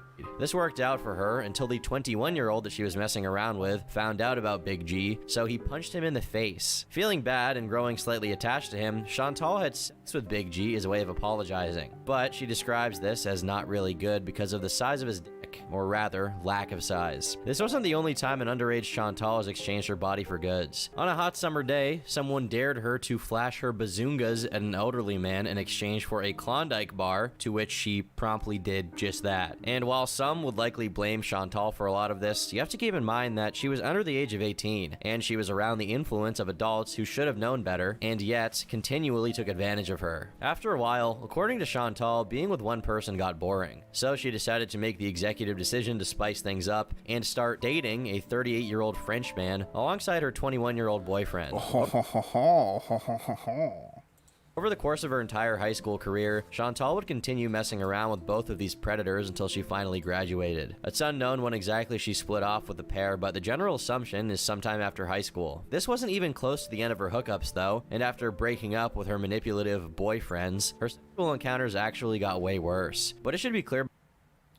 Monkey Media, you have to remember, it's not Tom trying to be funny. It's his script writer trying to be funny, okay?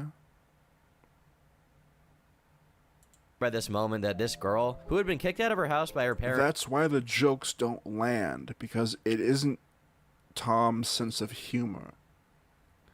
Like, you can't, like, it's very hard to repeat someone else's jokes and someone else's sense of humor if you don't, like, find it funny. Was serially being taken advantage of by sexual predators. Coming from her mouth, it's always framed as less serious, but that is what's happening here. And just as a disclaimer, moving forward, these stories aren't uncovered via super hackers digging through her personal information, but they're told straight from Chantal on YouTube. All of these videos have since been deleted, but the question still arises as to what would possess someone to upload these for everyone to see on the internet. A common theory is that none of these things have actually happened, and Chantal has just been lying to get views. But most people would point to the fact that she deleted these, presumably after realizing the horrors released upon the world. Chantal does have a proven habit of lying, but for the sake of argument, we'll be taking her word on most of these stories. When mature adults become sexually aroused in public, they typically strive to contain their desires until they reach the privacy of their home, where they can do personal activities alone. It's evident that Chantal does not conform to the norms of adulthood and is truly a girl boss. On a particular night after leaving a bar, she found herself in a state of arousal. Instead of heading home to address her desires privately, she engaged in a spontaneous sexual encounter with a homeless guy in a public area by a lake. What? What?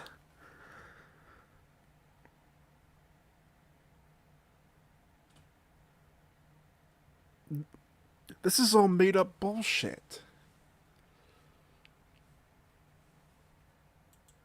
On top of a rock. This wasn't just a quickie either. This was the full-blown thing. And she even says that she got tested for HIV afterwards. At least she's responsible enough to do.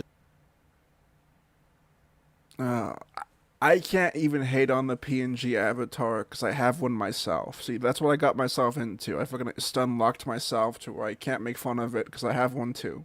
Fuck me.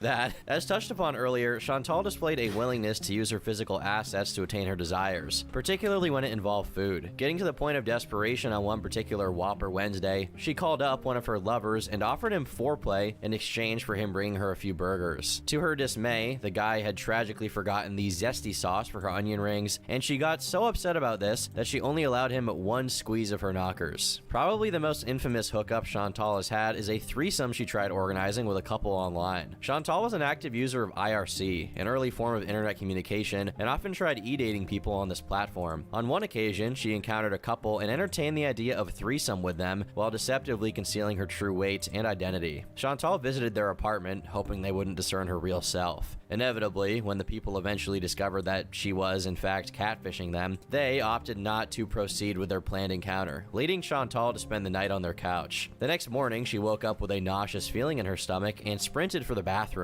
Kneeling down by the toilet ready to blow, Chantal erupted from both ends in a double stream of puke and diarrhea splashing all over the bathroom. The walls were painted green and the floor was painted brown. After turning this poor couple's bathroom into a biohazard, Chantal realized her romantic life might need a change. She needed someone who she could depend on and foster a stable, blossoming relationship with. She needed... Is that Pete's? Yeah, that's Pete's. Okay. Chat, I'm learning. So, isn't Pete's like a transsexual or something? Pete's. Chantal met Pete's back in her high school senior year after sharing an English class with him. She describes that both of them... Pete's seems more interesting than Foodie Beauty, from like what I heard about Pete's. Them were awkward kids, and they quickly became friends. After graduating from high school, the two shared a job at a local call center and eventually moved in together, resulting in a romantic relationship. For the next 7 years, Chantal and Pete's bond grew stronger, which culminated in an accepted proposal of marriage. This was also the same time that Chantal started to gain an enormous amount of weight due to neither her nor Pete's knowing how to cook. Normal meals were usually just eating at a fast food place, and Chantal has even admitted to going into debt on account of all the fast food she had ordered. However, for an unspecified reason, Chantal says that she grew... So, like, okay, so I've always had a different view on, like, fatties. And maybe I'm, like, generalizing a little bit too much, but since there's, like, a strong correlation between, like, being obese and, like, sexual assault or, like, stuff like that, it's because they're not properly, like, coping with it. And obviously some people just eat to eat. There are some people that just get fat because they like food because they have no self-control. But like I've always been a little bit softer on the fatties. Like I'll still like, laugh at them obviously, but like I don't know. Grew out of love with Pete's, which is code for started cheating on him. People have speculated on the real reason as to why Chantal began cheating on Pete's, and the general assumption is that she became dissatisfied with the relationship. Do I want to hear a non-American's opinion on random American politics? Watch Pete's. I'd rather watch Dead Wing Dork because he does the same thing. So. Because of her uncontrollable urges. Regardless, for the next few months, she would start going behind Pete's back with a Rwandan man she had met at a club, along with e-dating another guy on IRC named BB. Her fling with the Rwandan man ended shortly after meeting BB in person. According to Chantal, BB had that W-Riz in the bedroom, and they kept the neighbors up all night. This was, of course, in a hotel bedroom due to the fact that Pete's was still blissfully unaware. I like Deadwig. Like, he's a good guy. It's just a joke. Of anything happened. I don't watch him anymore because all he does is talk about foreign politics, and he's fucking Canadian, and all he talks about it like well, that's not all he talks about. It's just like it's a huge part of his like show now. Getting increasingly annoyed at not being able to come home with her new lover, Chantal broke up with Pete's and fully confessed to him about her adultery. Pete's was absolutely devastated and continually begged Chantal to stay, going as far as saying that he didn't care who she slept with as long as she and him could keep dating and living under the same roof. She rejected this offer and promptly moved in with BB. After a 7-year-long relationship, Peace was left alone. Looking at his Twitter over the next few years reveals that he was struggling pretty hard with this. Chantal had said they could still be friends, but it looks like he wasn't taking it very well, and it's hard not to feel a little bad for the guy. That face when it's been 6 years since someone broke your heart and you're still giving them money. My fiance broke up with me 6 years ago. We started off as friends before we dated, so we stayed friends when we broke up. In the past 6 years, she's borrowed tons of money, only rarely paying anything back, and unfortunately, I'm bad at saying no to her. So I just gave her another $200 for her shitty cat, who sucks. Following her breakup and subsequent move-in with BB, Chantal got a job in healthcare administration, ironic, while BB got a job as a security guard. Coincidentally, her job was at the same psychiatric hospital she had been enrolled in all those years ago as a child. She worked here for 6 months until she applied full-time because she enjoyed the position so much. Her pay was a generous $29 an hour, and the job description was being a secretary. But soon after, Not fucking for a secretary? Not bad. Chantal found herself at odds with her supervisors. She began to get tired and felt overworked, setting what she considered to be an overbearing management style. Who cares? You're getting paid $30 an hour. Look, okay, so now I see the issue with her is that she's probably like given certain opportunities or chances to improve her life, but she is like self-destructive. Am I on the money on that chat? Where she could get better, or like there were like some specific chances of her like accomplishing something, but she just backs out. That's the vibe I'm getting here. Instead of addressing her concerns through open communication or seeking alternative solutions, Chantal chose to just falsely call in sick and started missing a good amount of days. As this pattern of fabricated sick days continued, it didn't take long for her colleagues and superiors to become suspicious. Ultimately, she was fired, but she was still compensated as a part of a settlement agreement. It's assumed that by late 2016, this payment wasn't enough, and that's why she started uploading to her YouTube channel. BB was bringing in enough money for both of them at the time, and due to the recent success she had witnessed with YouTubers getting rich, she thought it was a good idea to try it out herself. In its early stages, her channel predominantly revolved around beauty-related content, encompassing makeup tutorials, product reviews, and beauty tips. Chantal presented herself as a reserved and somewhat introverted personality, showing a quiet and understated demeanor that would seem out of the ordinary in retrospect. It does not get better. She's currently in a fake marriage to a Kawadi man. I have no idea how to pronounce that. I'm very ignorant. Living in Kuwait, and she also allegedly is bedbound, but won't cam up to confirm.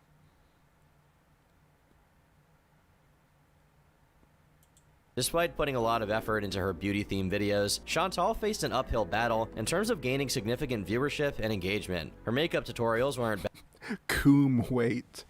Thank you, chat. I appreciate you guys. Bad by any means, but compared to more popular channels of this genre...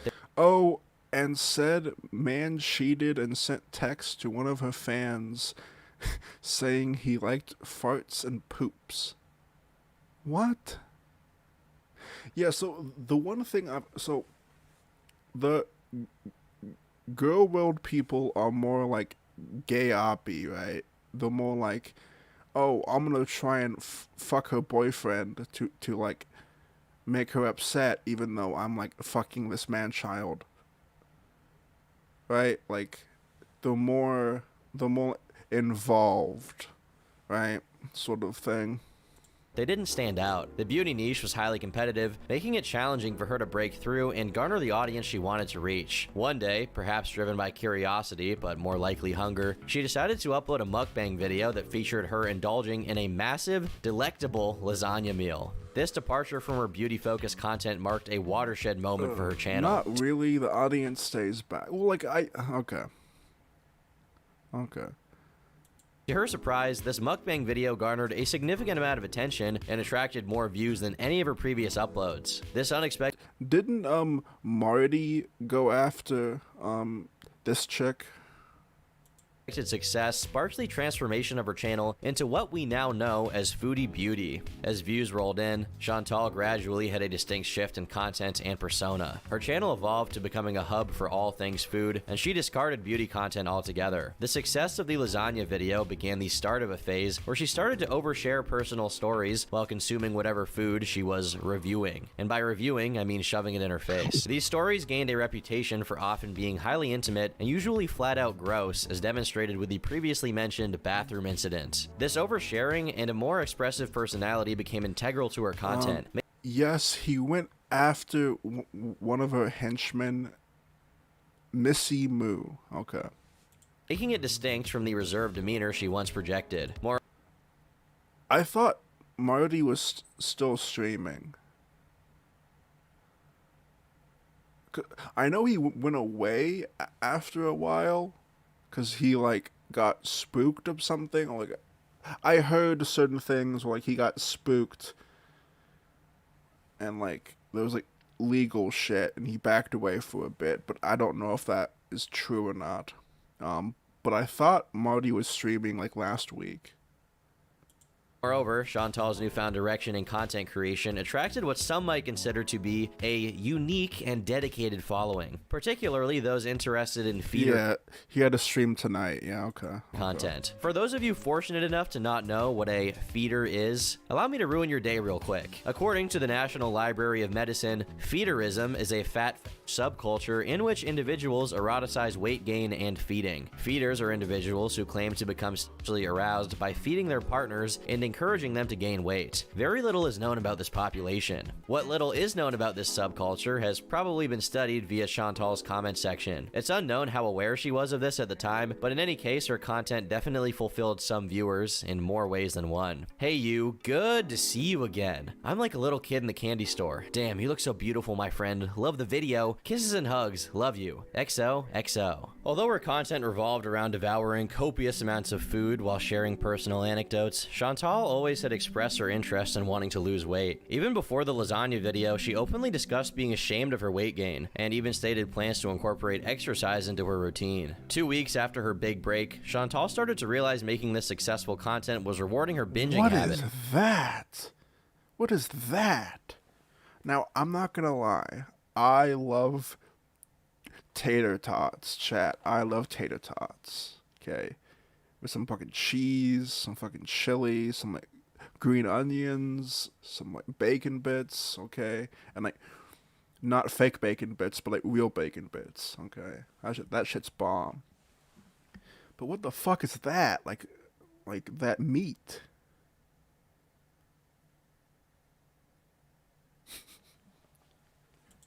And that this could lead to an extremely unhealthy cycle. In a video titled Subscriber Q&A, answering all your questions, she says that mukbangs would have to take a backseat in her channel. Dude, she has a humongous head. Like, her head looks like a kumquat. Or like some kind of like, some sort of quat. You know, like some sort of like vegetable or something. As her primary focus would now be on prioritizing her health. This was a moment of hope for her growing audience that weren't feeders. They genuinely... She's eating beer battered Nerf. What the hell is Nerf? believe Chantal might truly be committed to her goals of losing weight. Sadly, this optimism was short-lived. Merely 2 days after her declaration of a content and lifestyle shift, Chantal walked back her statement and announced that while junk food would not be the mainstay of her videos, it would still make appearances as an occasional treat. This abrupt reversal left her audience confused, as this clearly wasn't going to help her lose weight. Throughout this time, Chantal shared her... This is a completely random question, but are there any like people like from the UK or like from like a foreign country ever like visited the US in my chat? And I know that's a very specific question. The reason why I'm asking is because like I'm always curious on what like people who aren't used to like processed cheese and like processed shit. Because like I'm sure like in the UK or wherever the fuck, like your cheese is probably like real, like it's probably like a lot different in texture. I don't know, like I like to hear about like the culture clashes, because I was talking to a viewer of mine on Discord, and like he like couldn't he was like blown away from the soda. Like he thought all of the soda was like god awful, like battery acid like type shit.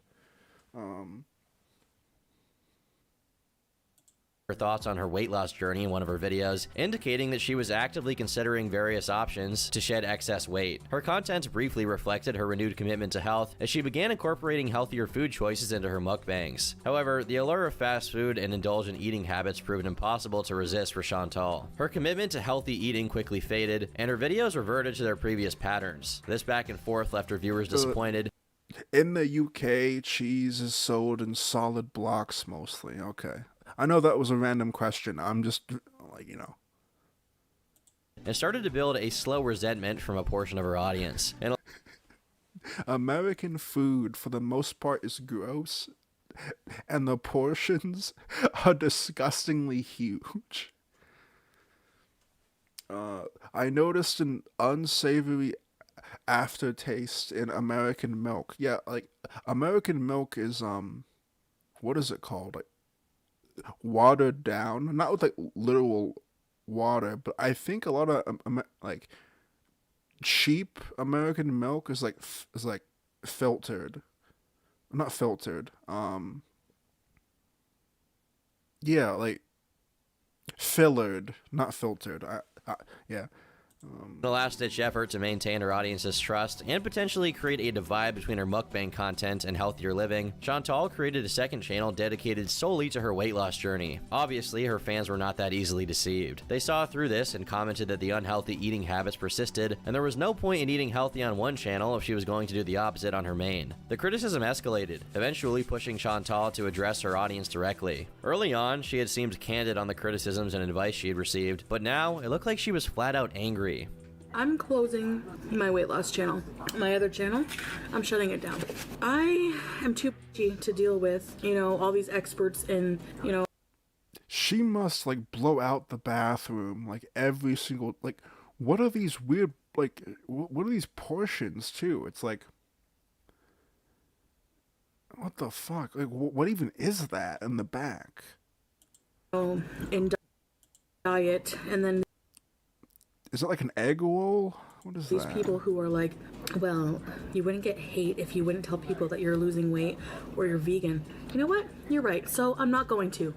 I saw Amber Lynn Reed's video of her no more weight loss journey, and I understand why. Because it's She farts a lot on camera. sickening. It's sickening. No matter what you do, people think you're eating bad. You eat a fucking piece of fruit and people think that you're no, I can't handle that. People need to worry about themselves. This is a mukbang channel, so if you can't handle watching someone big eat something, go watch a skinny bitch eat a salad, okay? This rift between Chantal and her viewers deepened as she continued to reject any form of criticism. Rather than considering constructive feedback or addressing concerns, she responded with an increasing level of anger and defensiveness. Her initial approach to her viewers, who had enjoyed her openness, began to devolve into one of disconnection and hostility. Attempts by her audience to offer guidance or express genuine concern were met with anger and constructive criticism. I can't help but wonder if there's a spare Big Mac or Whopper under found itself drowned out by her growing animosity. Under that table with something weird in it. Wait, what? With each passing day, Chantal's transformation into... Yeah, so there's this, like... Okay, so, like... I'm not, like, the healthiest guy in the world, okay? Like, I'm not gonna act like I'm some healthy guy or whatever, but... I never understood the weird cope of, like, oh, I'm eating healthy. I'm gonna eat this McDonald's salad. Or I'm eating healthy. I'm eating Subway every single day with, like, a large soda and some chips. And it's like, no, you're not. Like, no, you're not. That isn't how it works. So, like, I guess you could say that it's healthier. Like, let's say if you made a transition from eating a bunch of like literal slop, like greasy, meaty, fatty slop, and then you like transition for like a few weeks to like Subway or like healthier alternatives in fast food for like a few weeks, and then you like started like making your own meals and like eating healthier. Like that would make more sense.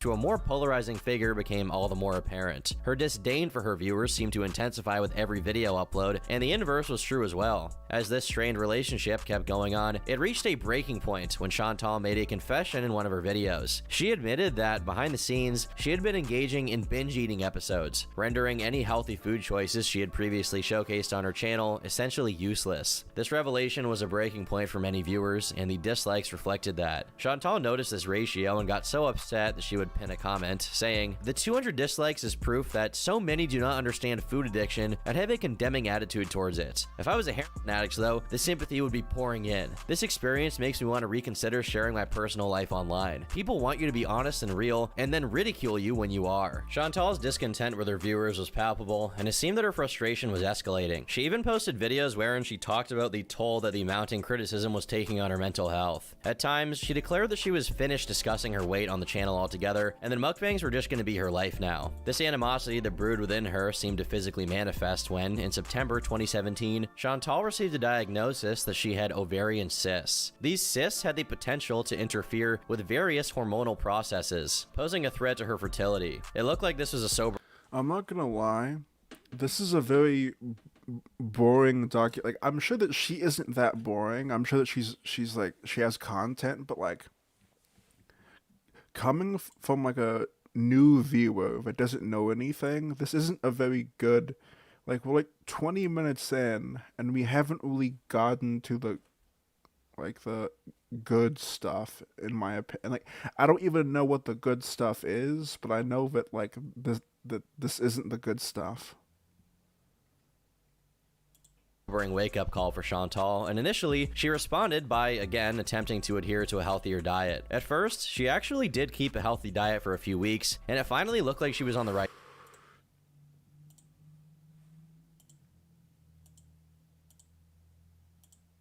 track. Unfortunately, this was short-lived. On October 26, 2017, in a video that would leave many viewers disheartened, she returned right back to her old habits by consuming a mammoth pizza and a brownie. In this video, she openly admitted to surrendering and giving up on her aspirations for better health. One thing that really stood out too was a depressing remark Chantal made that could easily be the prologue to represent her entire life. Okay, so I upped the speed. It shouldn't be that bad, but I upped the speed on it. I don't remember much about my childhood, but I do remember my first bag of chips. Weeks later, she fully reverted back to her junk food consumption, repeatedly getting angry at those who criticized her choices. By this point, Chantal's viewer base had undergone a complete transformation and was now predominantly composed of hate watchers, people who tuned in not because they genuinely enjoyed her content, but because they were morbidly fascinated by the train wreck that her life had become. News of Chantal spread like wildfire across the internet, leading to discussions and threads on websites like Kiwi Farms. Through these outlets, people began to notice a recurring pattern in Chantal's behavior that she had seemingly repeated several times over. This pattern got so predictable that they... I like how I raised the speed of the video, but like it changed nothing in his like tone of voice. Like it sounds like Destiny, yeah. They aptly named it the Chantal cycle, creating a graph that detailed what it was. A stark reflection of her inability to break free from a self-destructive loop, where she would briefly show glimpses of determination, only to once again succumb to her old habits and confrontations with her audience once again. The Chantal cycle became a topic of fascination and discussion amongst her detractors and critics. They meticulously documented the various stages of this cycle, which typically began with declarations of intent to pursue a healthier lifestyle and promises to change her eating habits. This initial optimism would often be followed by videos of apparent dedication, during which Chantal would make an effort to incorporate healthier food choices into her content. But almost inevitably, this commitment would crumble under the weight of her inner gluttony, leading to her return to indulgent, often excessive eating habits. Usually, she'll make a video admitting to this failure and start ranting about this binge eating disorder, threatening viewers that she will start disabling comments if they stay negative. Then eventually, she'll disable comments and go back to regular fast food mukbangs and off-camera binges. A drop in subscriber and view count is sure to follow, along with her saying things like, "Stop involving me in drama." This is the anger stage, as she lashes out at viewers for a bit. Finally, comments would get re-enabled, and Chantal would have an emotional video where she goes through an awakening, promising that she plans to... Yeah, like most lolcows have this. It's like the cycle loop. Like Josh has it, DSP has it. start a new diet, and get her life back on track. The amount of times this cycle has been documented and repeated throughout history was truly a wonder to behold for viewers, and Chantal's infamy would continue to grow as a result. The Chantal cycle in particular became a central focus of discussion, with members of these online communities attempting to predict when and how it repeated. What is that, like, 2009 meme? Lord have mercy. Jesus Christ. Itself. Threads became a hub for those who wanted to share their perspectives, analyses, and sometimes their frustrations with Chantal. The overarching sentiment in these discussions was one of comedic disappointment. Many felt that Chantal had been given ample opportunities to make meaningful changes in her life, but that her constant backtracking and confrontational attitude had left them disillusioned. Chantal had endured a relentless barrage of negative attention for an extended period of time by now. She had faced the wrath of reaction YouTubers dissecting her content, the disapproval of viewers who once supported her, the ever-watchful eye of Kiwi Farms, and the consequences of her own choices. In an attempt to counter the relentless critiques and the growing chorus of detractors, she decided to go on the offensive and fight back in any way she could. In April, someone registered on the Kiwi Farms using the username Manicut. This person asserted to have a history as an old childhood friend of Chantal and shared anecdotes about her past that I've previously mentioned. Naturally, the online community remained skeptical, given that anyone could have made this account and spun up any story they wanted to without any proof. Still, it didn't take long for the validity of Manicut's statements to be inadvertently confirmed, courtesy of Chantal herself. Manicut revealed that Chantal sent a vitriolic email laced with insults and threats that she would report her to Child Protective Services if she didn't cease her storytelling. All bullshit excuses for you to be pissed for no reason, because you have self-hatred issues, which is why you used to yourself and threaten suicide. And now you're taking it out on me. You sit there and talk about my eating disorder with my trolls, but what about the self-harm you used to do? Again, don't come for me unless your closet is clean, which it is not. You're in a very dark place, and I would get help for that if I were you. Tell me, how as a parent do you have the time to sign up to forums with edgy names like Manicut when you were a single mother of two? What kind of example are you setting for them? If you ever mention another thing about me online, and I will be checking, I will be sending all of the screenshots to CPS in your hometown and to the authorities for harassment. Chantal would then send a second email 3 hours after the first. She most likely saw it get published on the thread and wanted to follow up with clarification. I don't believe a parent who spends all day online spreading bullshit and cyber harassing and getting high deserves to have children. So yes, I will make the call if I have to. What kind of example are you setting for those kids bullying others online? A few days after these emails, Chantal uploaded an apology for threatening to call CPS, but then deleted it and uploaded a never-before-seen reverse apology video. I like how I mentioned, like, the differences between, like, American food and shit in chat like 20 minutes ago, and you guys are still talking about it. I like you guys. Where she takes back everything she said and doubles down. Ultimately, nothing ever came of these, but this wouldn't stop Chantal from going on a rampage. She was now in an all-out war mode and not pulling any punches. But in fairness, her initial anger, regardless of how crazy the reaction was, is somewhat understandable. Chantal, while she was morbidly obese, hadn't done anything horrible to someone else. She was just posting her life on the internet, and now this old friend, who seemingly had problems of her own, was going on a forum to embarrass her relentlessly for her past with unsubstantiated claims. So on one hand, while her reaction was somewhat insane, her initial anger is honestly justified. Around now, a prevailing trend was the emergence of compilation channels that we have deep conversations in the tar pit. Also, Bunny, like, I've always liked that, is that I think that you were the one. I think I came up with the name The Tar Pit originally for, like, the podcast, but I think that you were the one that called, like, the chat or, like, the viewership The Tar Pit. I think that was you who, like, started that meme.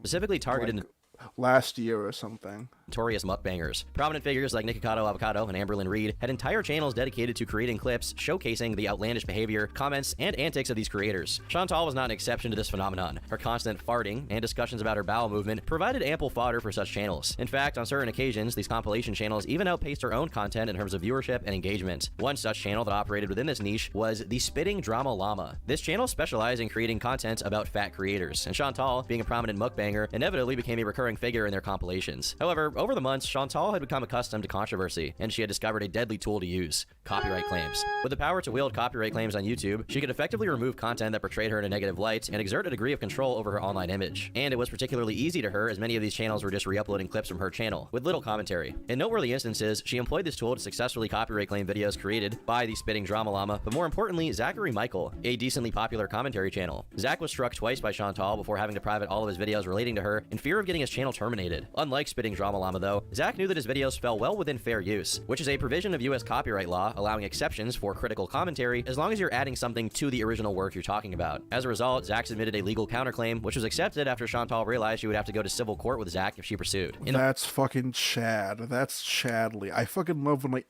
YouTubers, like, that will say, okay, I'm gonna fight this. I don't care if I have to give you my full like legal name. I don't care if I have to give you certain information. Like, I'm gonna fight you. Like, that's fucking Chad. In the wake of hearing that Zach successfully got his videos back, a flood of new compilations and channels emerged. People had stopped being scared of copyright claims from Chantal, and after this, she would take a break for a few weeks to collect her thoughts. This period of peace and prosperity for Chantal parody channels didn't last long, though. Chantal had found a new weapon of choice for deleting videos in the form of community guideline strikes. Unlike DMCA claims, YouTube community guideline strikes were manually reviewed by YouTube and often vague in terms of what was allowed. Chantal utilized this to the fullest and started sending out strike after strike to compilation channels once again. Yet, as with any tool, there were limits to its effectiveness. YouTube knew the potential misuse and instituted a safeguard. If a user issued an excessive number of community guideline strikes, YouTube would begin to take these claims less seriously. Chantal, driven by her desire to control her online image and narrative, inadvertently crossed this threshold. YouTube's moderation team was faced with a high volume of strikes originating from her account and began to scrutinize her claims more critically. Eventually, her community guideline strikes began to lose their power, forcing Chantal to revert to her previous method of copyright takedowns. Chantal would also explore various alternative treatments to treat her ovarian cysts. These unconventional methods range from bizarre dietary restrictions, such as eating only grapes in the belief that they would miraculously shrink the cysts, to delving into the mystical realm by attempting to enlist the aid of ghosts from the future through a miracle book she purchased. What? Veganism, too, became a recurring theme in her quest for a solution, although she later Veganism. Okay. admitted that while she was claiming Okay. Every single time she eats, it's always just a... Are those cookies?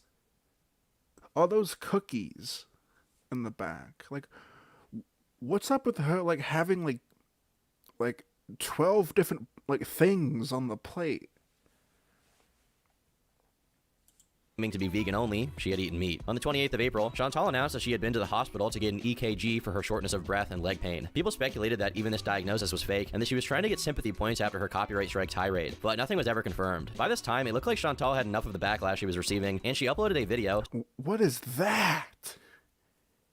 Is that like fake bologna with like mustard? Saying that she was going to quit YouTube. I am leaving YouTube. I have one more video to upload, and that will be the last one. But exactly 9 hours later, she returned. In the ensuing months, Chantal's career became an incessant, never-ending repeat of the cycle. Whether it was the ketogenic diet or other dietary regimens, her efforts always fell short of what was needed to actually succeed and be healthy. Predictably, viewers noticed her very obvious missteps in adhering to these diets, leading to a spree of comments and reaction videos about how comically terrible she was. Oh my... Look at those views, and it's all a bunch of like... gay men.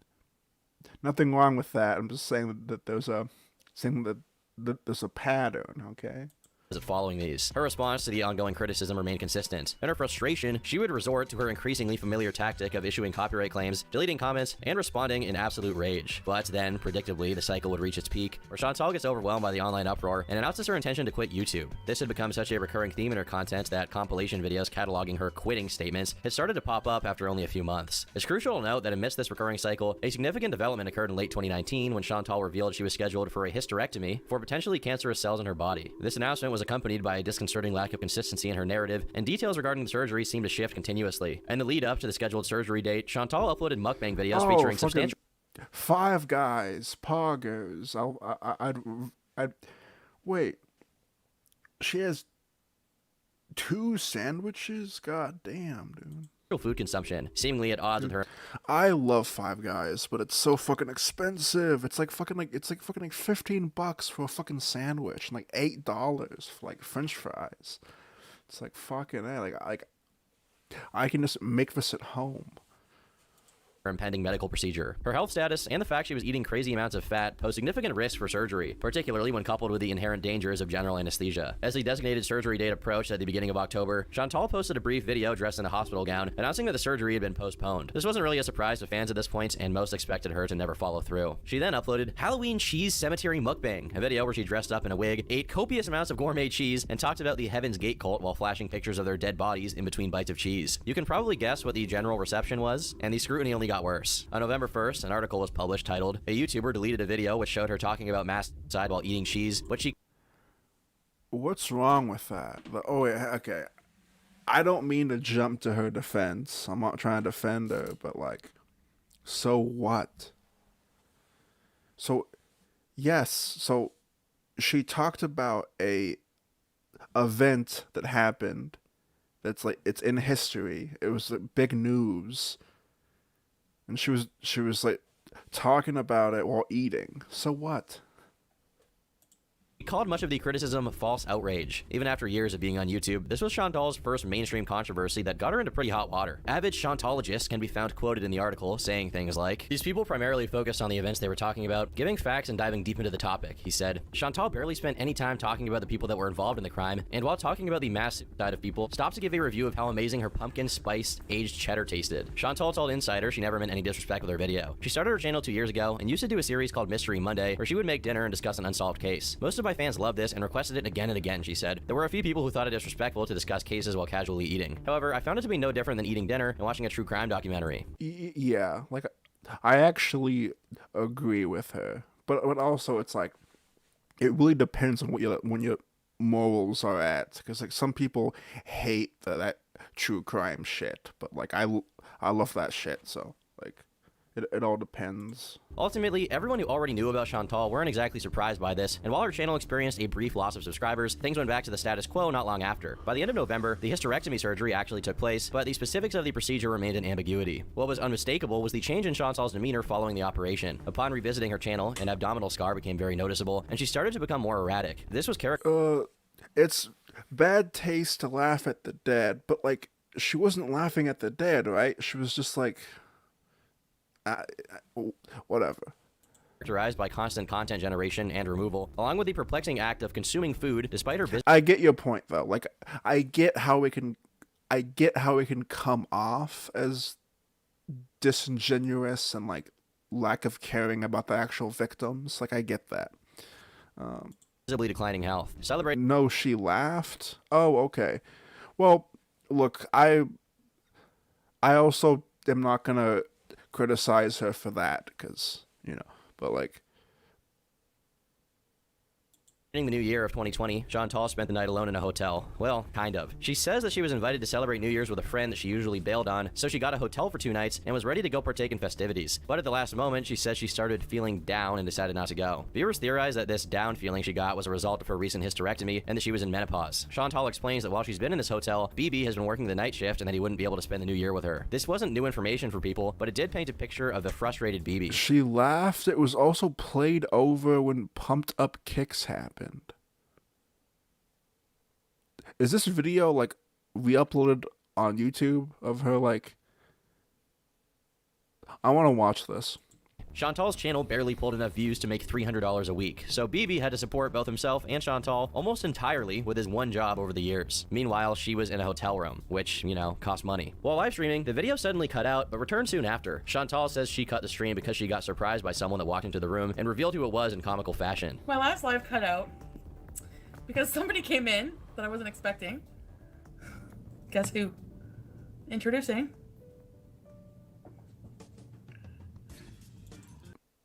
Oh my god, that is the creepiest shit in the fucking world. What the fuck? Introducing.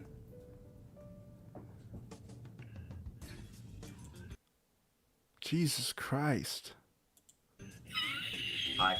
Pete's sharing a hotel room with her was a shock and concern to many, particularly when it came to what Chantal's relationship status with BB was. If Pete's was there with her, that meant BB was working a night shift on New Year's Eve, while his girlfriend stayed with her ex in a hotel, and I doubt they were just mukbanging the whole time. Unsurprisingly, a month later, BB broke up with Chantal, adding credibility that this New Year's incident was the last straw that broke a camel's back. This wasn't the first time Pete's had been seen in Chantal's content, and he actually became a regular over the years, but staying in a hotel with her was probably what crossed the line for BB. It was also obvious that BB absolutely hated being filmed whenever he sparsely appeared in one of Chantal's videos. Every time he did materialize in a vlog. Oh. Dude, like, all he wanted was that fat BBW white ass. That's all he wanted. That's all he wanted was a snow bunny of his dreams.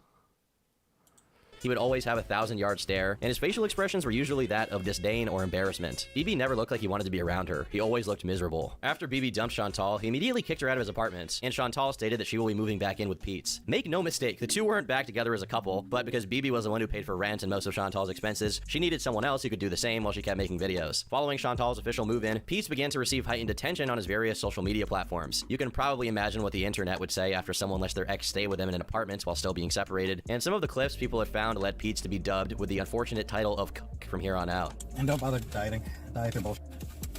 Oh yeah, but it's not. I mean, that's not What like diets do is cause eating disorders. screw up your diet. Screw up your body. Yeah. Because your body doesn't know whether you're starving or well fed. This attention. Oh, so like he's such a low IQ brainlet. So okay. Yes, diets are shit. Now, what I mean by that is you shouldn't diet. It shouldn't be a diet. It should be a lifestyle on where it. So a diet implies that it's only for a certain amount of time, right? But like you can, but like it's a vague term. So like you can say I'm going on a diet and like mean that you're gonna change your eating habits forever, right? God, he's such a fucking. Seemed to be a little too much for Pete's, and he responded in a multi-tweet thread issuing his gripes. I was curious what my friends' haters thought about the recent videos I was in. Most of the comments were just boring. The usual. Why is he censoring cuck? Well, because like that's a no word on YouTube and on Twitch. So that's why. Oh, and also, he wants to make that money. He wants to make that money. That money. Or simp crap that douchebags like to toss around. But a couple of things were ridiculous enough to deserve brief responses. Chantal does not, in fact, control my banana consumption. I didn't feel like having a banana right that moment. Aside from that one bag of Ruffles, Chantal doesn't really steal my food. I keep my snacks in my room because it's convenient for me. Chantal and Pete seem to get along fine for the next few months, but after a while, things started to get heated. When spring rolled around and the fungus was in full effect, tensions between the two began to brew. The lockdown had forced both of them to stay cooped up with each other, and eventually they started to get a little stir-crazy. This tension reached its apex in September when Chantal received an email from a troll threatening her with her family's docs, and signs the email Charlie motherfucking Gold. Charlie Gold was one of Chantal's biggest detractors and often made videos poking fun at her. Given their shared history of past drama, upon receiving the email, Chantal immediately initiated a live stream where she not only accused Charlie of the. Okay, so I know a few people have been confused. So I'm playing the video like a little bit sped up. Like it isn't on the normal speed. It's like 1.25 speed because this is long as fuck, so. The act, but also went as far as to dub her Charlie Cole, asserting that she could spot a criminal from a mile away. So lo and behold, I get an email and it's like a threatening email. You're stupid, or whoever it was. It's definitely going to be traceable. So she's like, anyway, I don't think it's her because there was a quote by Sun Tzu in it. Probably too intelligent for her.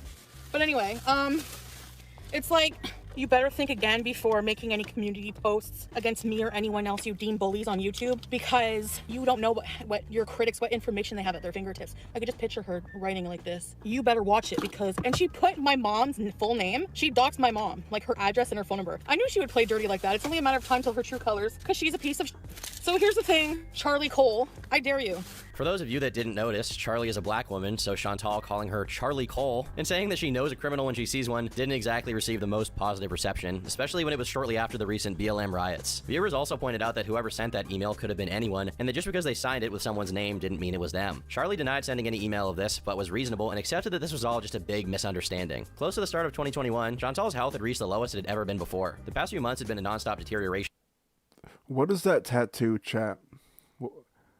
I thought it was the Skyrim logo.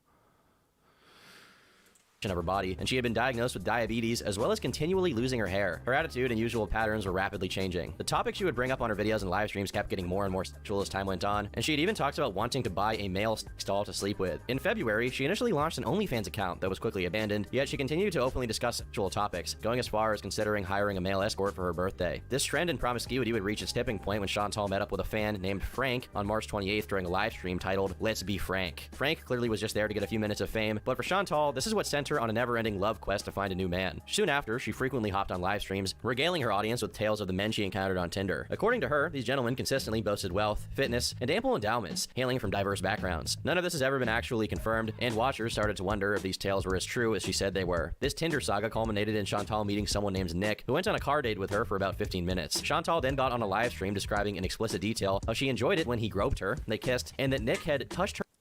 Yo, what's up, museum?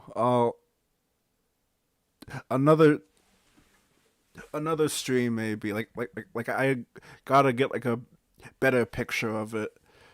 Maybe. Her belly. This relationship lasted for about 8 days. After their first date, Nick would start ghosting Chantal and making up excuses as to why he couldn't go out that night, until Chantal just decided to block him after a week. After the success of this stream, though, Chantal transitioned primarily to live streaming, which resulted in a growing number of insane moments for her fans. This shift to live content also meant that Chantal was unfiltered, and when it came to entertainment value, there was simply no contest between pre-recorded videos and the unscripted chaos of live streams. Anything could go down. These streams became a magnet for viewers, drawing in not only her dedicated hate watchers from the past, but also a substantially growing fan base of. How does museum know? Because like I've talked about it like countless times. Perplexed bystanders. Chantal's new love arc was looking promising, but even the most dedicated of haters or feeders could not have dreamed of what happened next. Chantal scoured through plenty of fish in search of another man to satiate her needs. It wasn't until April that her search was successful, and she dubbed this new prospect the Egyptian Man. On the 21st, Chantal took to a live stream to recount her first date with this enigmatic individual, all in front of Pete's, of course. As she puts it, this was no ordinary evening out. Instead of the conventional dinner and conversation scenario, things took an extreme turn. The Egyptian Man surprised her with an unexpected offer, a buffet of illicit substances, including Moroccan hash and cocaine, which Chantal immediately accepted. And we get totally fucking baked. And then he like I don't want to say this, but you guys are gonna be so. I don't do this on a regular basis. I don't even do it really, but I did it for some reason. I did it, and it's not good to do. And if that changes your perception of me, I apologize.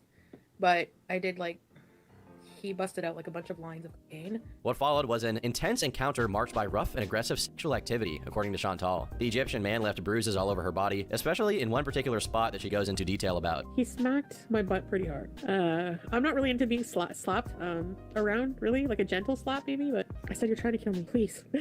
Please. And then we would be talking, and then all of a sudden he'd jump on me again, and I'd be like, "No!" Obviously, devoted Chantologists were upset about the fact that she accepted a pretty hardcore drug from what was essentially a stranger at the time, but Chantal didn't care. She started referring to Egyptian Man as just Dom soon after this experience due to, well, I'm sure you can guess. Chantal described how Dom constantly reassured her that he loved fat girls, and he kept showering her with compliments. It seemed that even though this guy was a little odd, Chantal was very much into him. Pete had also voiced his displeasure after Chantal went into detail about her sexual activity in front of him, but she also didn't care about that. So that was it. And then it was just really, really sensual. A lot of making out and stuff. Wait, okay, so I'm confused. So Chantal and Pete's, were they ever officially dating?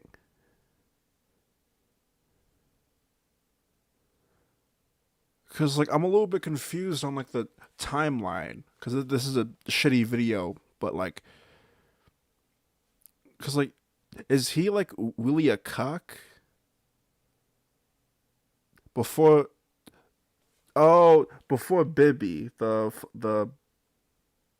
In high school. Okay, so they dated... Okay, that's why they call him a cuck, because they dated in high school. He's always been around in her videos whenever she dated Bibby and, like, so on, right?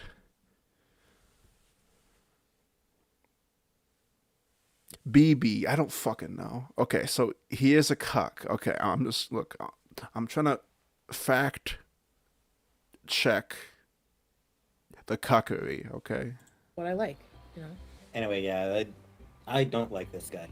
In the days immediately following her initial date with the Dom, Chantal continued to see him and went on to have 4 more dates at his house. Each of these encounters seemed to escalate in terms of substance use, with Dom introducing more drugs into the mix with each meeting. Dom didn't stop at just pushing the boundaries with drugs, he also repeatedly broached the subject of engaging in group sex. On one occasion, he even went as far as inviting Chantal to participate in an orgy. Despite Dom's persistent suggestions and invitations, Chantal remained resistant to the idea of group sex. She was clearly uncomfortable with the concept and had no intention of doing anything in that realm. This unease kept getting worse during their 3rd date at Dom's house. When Chantal arrived, she was surprised to find an unfamiliar man present. This stranger said hello and threw $50 in her direction, brazenly asking her to expose her breasts because he thought that she was an escort. His friend, I sit at the table, his friend's so drunk.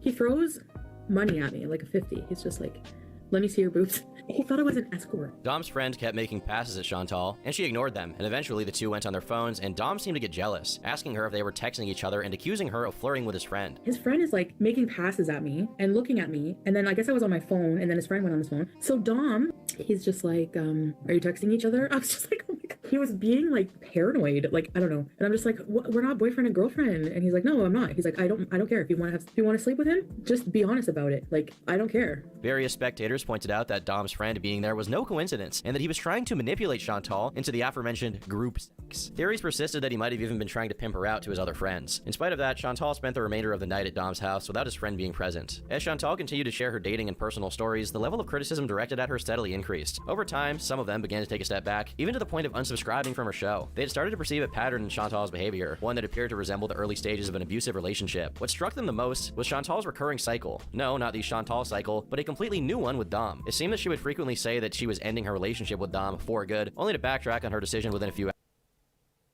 I feel like, look, with the Blade documentary, I was able to like break down the whole thing basically and like say what he left out, but it feels like he isn't covering the actual content of what people find funny. He's just doing a general timeline, but like it feels like it's missing like years, and like, but who fucking knows? Hours of recording. In addition, Chantal began to ingest cannabis-infused edibles at an exceptionally rapid pace. To fully comprehend the extent of her consumption, it's important to know that these edibles are typically recommended to individuals such as terminal cancer patients experiencing intense pain. In such cases, the dosage of cannabis edibles is carefully tailored to alleviate their excruciating discomfort, with amounts ranging from 2.5 milligrams to potentially exceeding 20 milligrams, depending on the patient's tolerance and the severity of their pain. Looking at what Chantal did made these dosages look like rookie numbers. On an average day, she was known to consume astonishing quantities of edibles, with her daily intake ranging anywhere from 250 milligrams to a staggering 500 or more. This downward spiral of drug use sank to new lows as the weeks went by. After being conspicuously absent for a duration spanning 3 full days, Chantal, appearing noticeably unkempt and jittery, decided to resurface to provide an update to her fans who had been wondering about her whereabouts. She then goes on to explain that for the last 3 Whack Woods, okay? He isn't censoring cannabis, it's his editor, okay?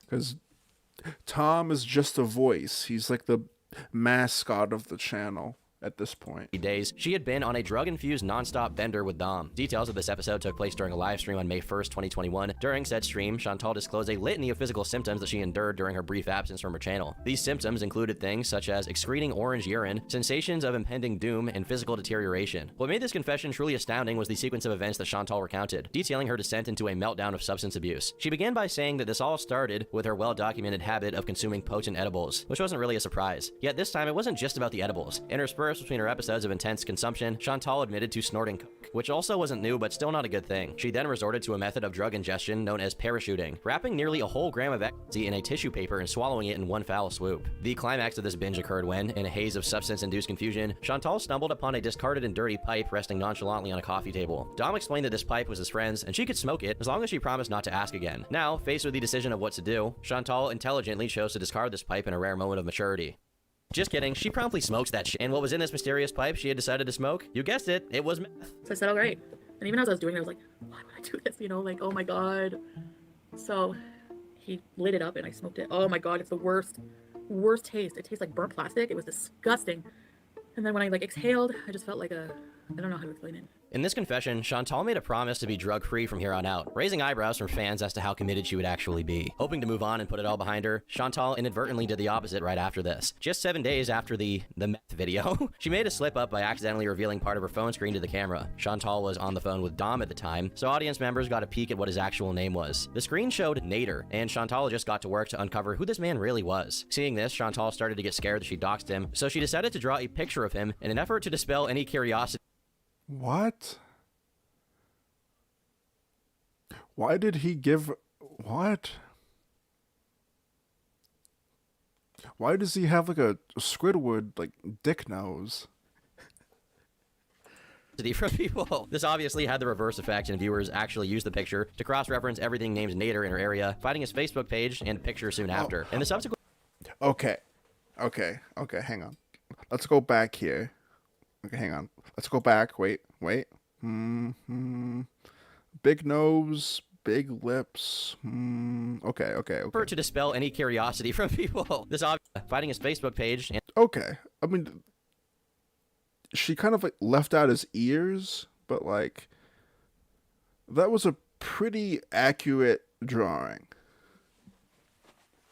A picture soon after. In the subsequent weeks following the earlier incidents, keen-eyed members of Chantal's audience began to observe telltale signs that strongly suggested she was not keeping her promise of staying away from illicit substances. These signs included notable tics and dilated pupils, which served as clear indicators of ongoing use. Whenever someone in her audience raised the issue of her apparent use or questioned her behavior, Chantal responded with anger, and in some cases, promptly blocked... It's also funny, because like, that guy's a Chad. Like, that guy wasn't a bad-looking dude at all. Like, at all, but like, she...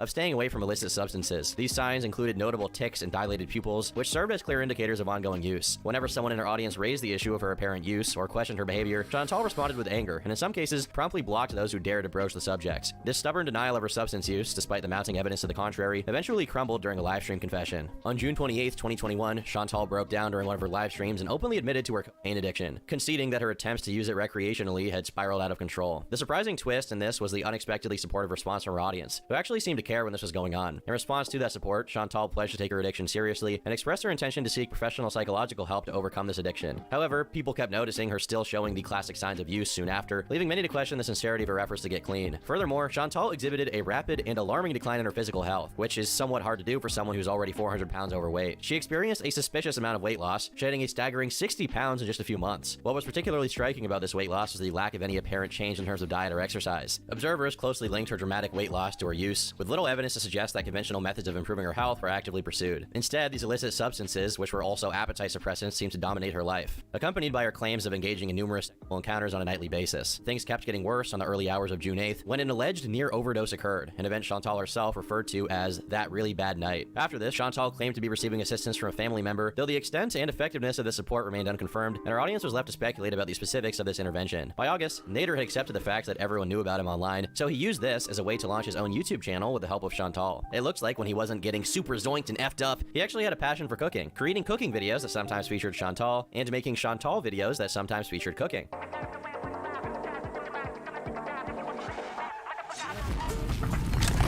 After her visit to the hospital, rumors started circulating that she had gotten into a fight with Nader one night, and he got so mad while intoxicated that he beat her, but nothing was confirmed until the 6th. One of Chantal's lifelong friends, Shannon, got upset with her and posted, "Okay, don't call me when he beats you again," in her chat. Infuriated by this leak of information, Chantal banned Shannon, and just like that, a friendship that lasted what's assumed to be over 20 years ended. While she initially denied these claims, on the 14th, she essentially...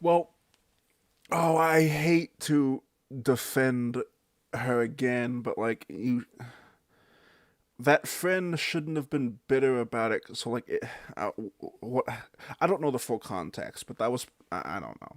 It's like she kind of like leaked it on purpose because she was bitter because she didn't listen to her advice, even though it's a hard thing to get out of like a abusive relationship. But regardless, I don't know the full context, so. He admitted that he had been abusive. I just wish so bad in like another universe that he wasn't abusive and he wasn't broke. I know that's bad, but I have to vent. On September 27th, Chantal went onto her stream and opened up even more about Nader's assault. She described a sequence of events that unfolded after a night marked by heavy drug use and gambling, during which Nader is said to have beat her. Chantal then claimed that she was subjected to multiple assaults and that Nader had stolen her phone. What followed was a litany of accusations, each one more crazy than the last. Things including filming an adult film without her knowledge and engaging in violent and non-consensual encounters that allegedly involved other physical harm. In addition, she claims that Nader had made threats against her life, threatened to harm her cat, and even yelled at her while she was driving, causing her to rear-end someone. Judy Hopps. Dude, I have so many, like, kumoids in my fucking chat, dude. Disturbed by these accusations, I wonder why. Viewers immediately called the police and they arrived shortly after. Chantal would get questioned by authorities but decided not to press charges. Nader was apparently on probation and had even been to prison in the past for stabbing 2 people, and she was scared that he would go to jail. I still have feelings for him. Those don't just go away automatically, but if he's on probation, there's a police report filed against him, will he go back to jail? I don't know. He said he would. I mean, I wasn't looking to put him in jail or ruin his life. It seems that viewers' previous concerns of Chantal entering an abusive cycle with Nader had become true.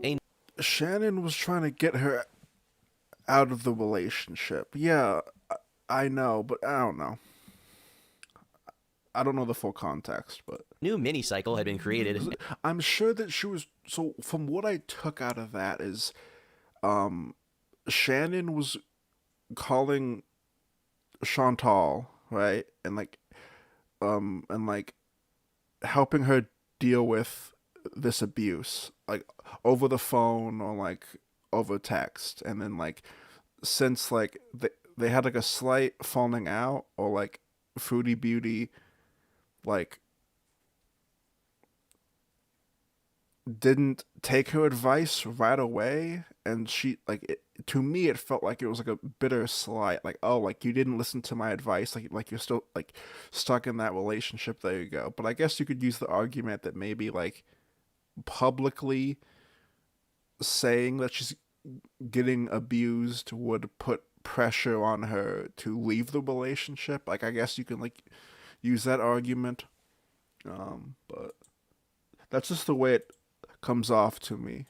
And this persisted for weeks on end. Chantal pays for every expense in Nader's life, totaling several $1,000s, whether it be drugs, food, or rent, without hesitation or question. Nader is Chantal's boyfriend, but Chantal is most definitely not Nader's girlfriend. Chantal is just his most lucrative and bountiful girl, whom he can tolerate in small doses in exchange for paying his cost of living. Chantal is but one of many women that Nader can call whenever he needs his kebab waxed. During a breakup period, while Chantal is at home seething and begging her audience for sympathy, Nader is out banging through his contact list and pretending Chantal does not exist, so long as his rent is paid. On a positive note, this sentiment was disproved a few days later. Nader had seen how much Chantal had given him and was appreciative. He expressed a desire to give something in return, and on October 5th, he did just that by giving her the greatest gift of all, gonorrhea. I have gonorrhea. The clinic called. They swabbed my throat and it came back positive for an STD. I have a lot of mixed emotions. He denies any cheating, and I know I didn't. On one occasion during his cooking streams, he even wiped his mouth after kissing her. Oh, that guy is not attractive. Okay, that guy's not a Chad. Okay, that one picture, like, he looked like a Brazilian Scarface, you know? Denies any cheating, and I know I didn't. On one occasion during his cooking streams, he even wiped his mouth after kissing her. Perplexingly, Chantal remained indifferent. In fact, she showed a genuine desire to move in with him in the future. Nader shared this, but there were obstacles in his way. He was uncomfortable with the fact that Peach was still living with her, and he couldn't stand her cat. Oh, okay.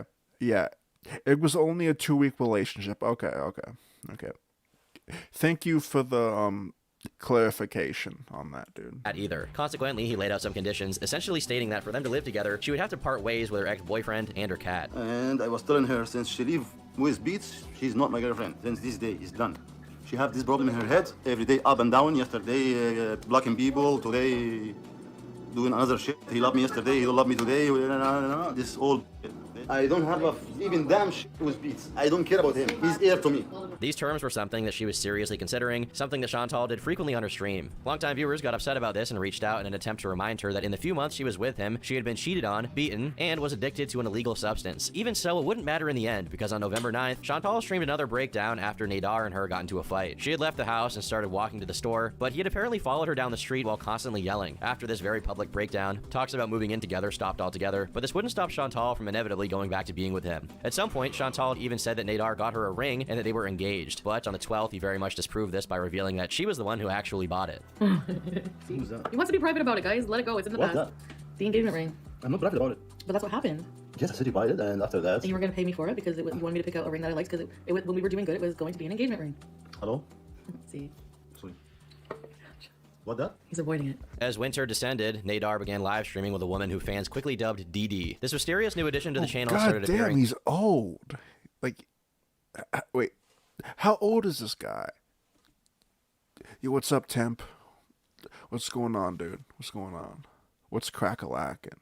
Alongside him, effectively stepping into Chantal's role whenever the on-again, off-again couple found themselves in one of their frequent breakups. Apparently, Dee used to be a fan of Chantal's channel, but it seemed that was not the case anymore. On January 17th, Nadar again began streaming with Dee, but this time he kissed her live on the air while sharing wine. Naturally, this development didn't sit well with Chantal, but this fury wouldn't culminate until 2 days later. Initiating a new live stream, Chantal discussed his disloyalty and claimed that he had someone at his house right now as she was speaking. Simultaneously, he was also live streaming, seemingly unfazed by Chantal's accusations, with a stream titled Let's Have Dinner, which he conducted with none other than Dee behind the camera. These simultaneous live streams added fuel to the fire, as Chantal's chat encouraged her to confront Nadar directly by going to his house to retrieve her CPAP machine. For those unfamiliar, a CPAP is a medical device used to treat sleep apnea, basically helping people breathe while they're sleeping. Chantal then decided to embark on this impromptu mission, arriving at I wonder why she needs that.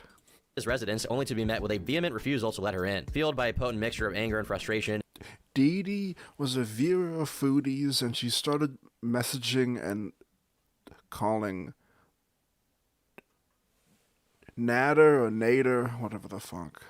she resorted to honking her car horn and screaming, a spectacle that drew the attention of concerned neighbors who promptly called the police. As she continued her uproar outside Nadar's house, the police arrived on the scene. What followed was a live encounter between him and the cops, broadcast for all to witness on his live stream. It was a surreal moment, but eventually, Chantal successfully retrieved her CPAP machine with help from the cops after a never-ending back and forth. Following this incident, Chantal's relationship with Nadar actually looked like it was over, culminating in what could only be described as a full-blown mental breakdown. She chose to publicly shave her head during a live stream. In that stream, she explained her decision by saying that she was balding anyway, and that this was just getting a head start on the inevitable. However, it was apparent to many that there were deeper emotional problems at play. Chantal seemed profoundly affected by the fact that Dee had now taken center stage in Nadar's life. I fucking love you, Lord. It's probably Nader like Tater. I don't know why that made me laugh. Receiving the attention that she herself once held. Nadar and Dee had even started making a habit of mocking Chantal, with him going as far as showing off her underwear live on stream. What? Wait, what do you mean, underwear? Oh my god. This is not this. Holy shit. You like this one? It has green in it.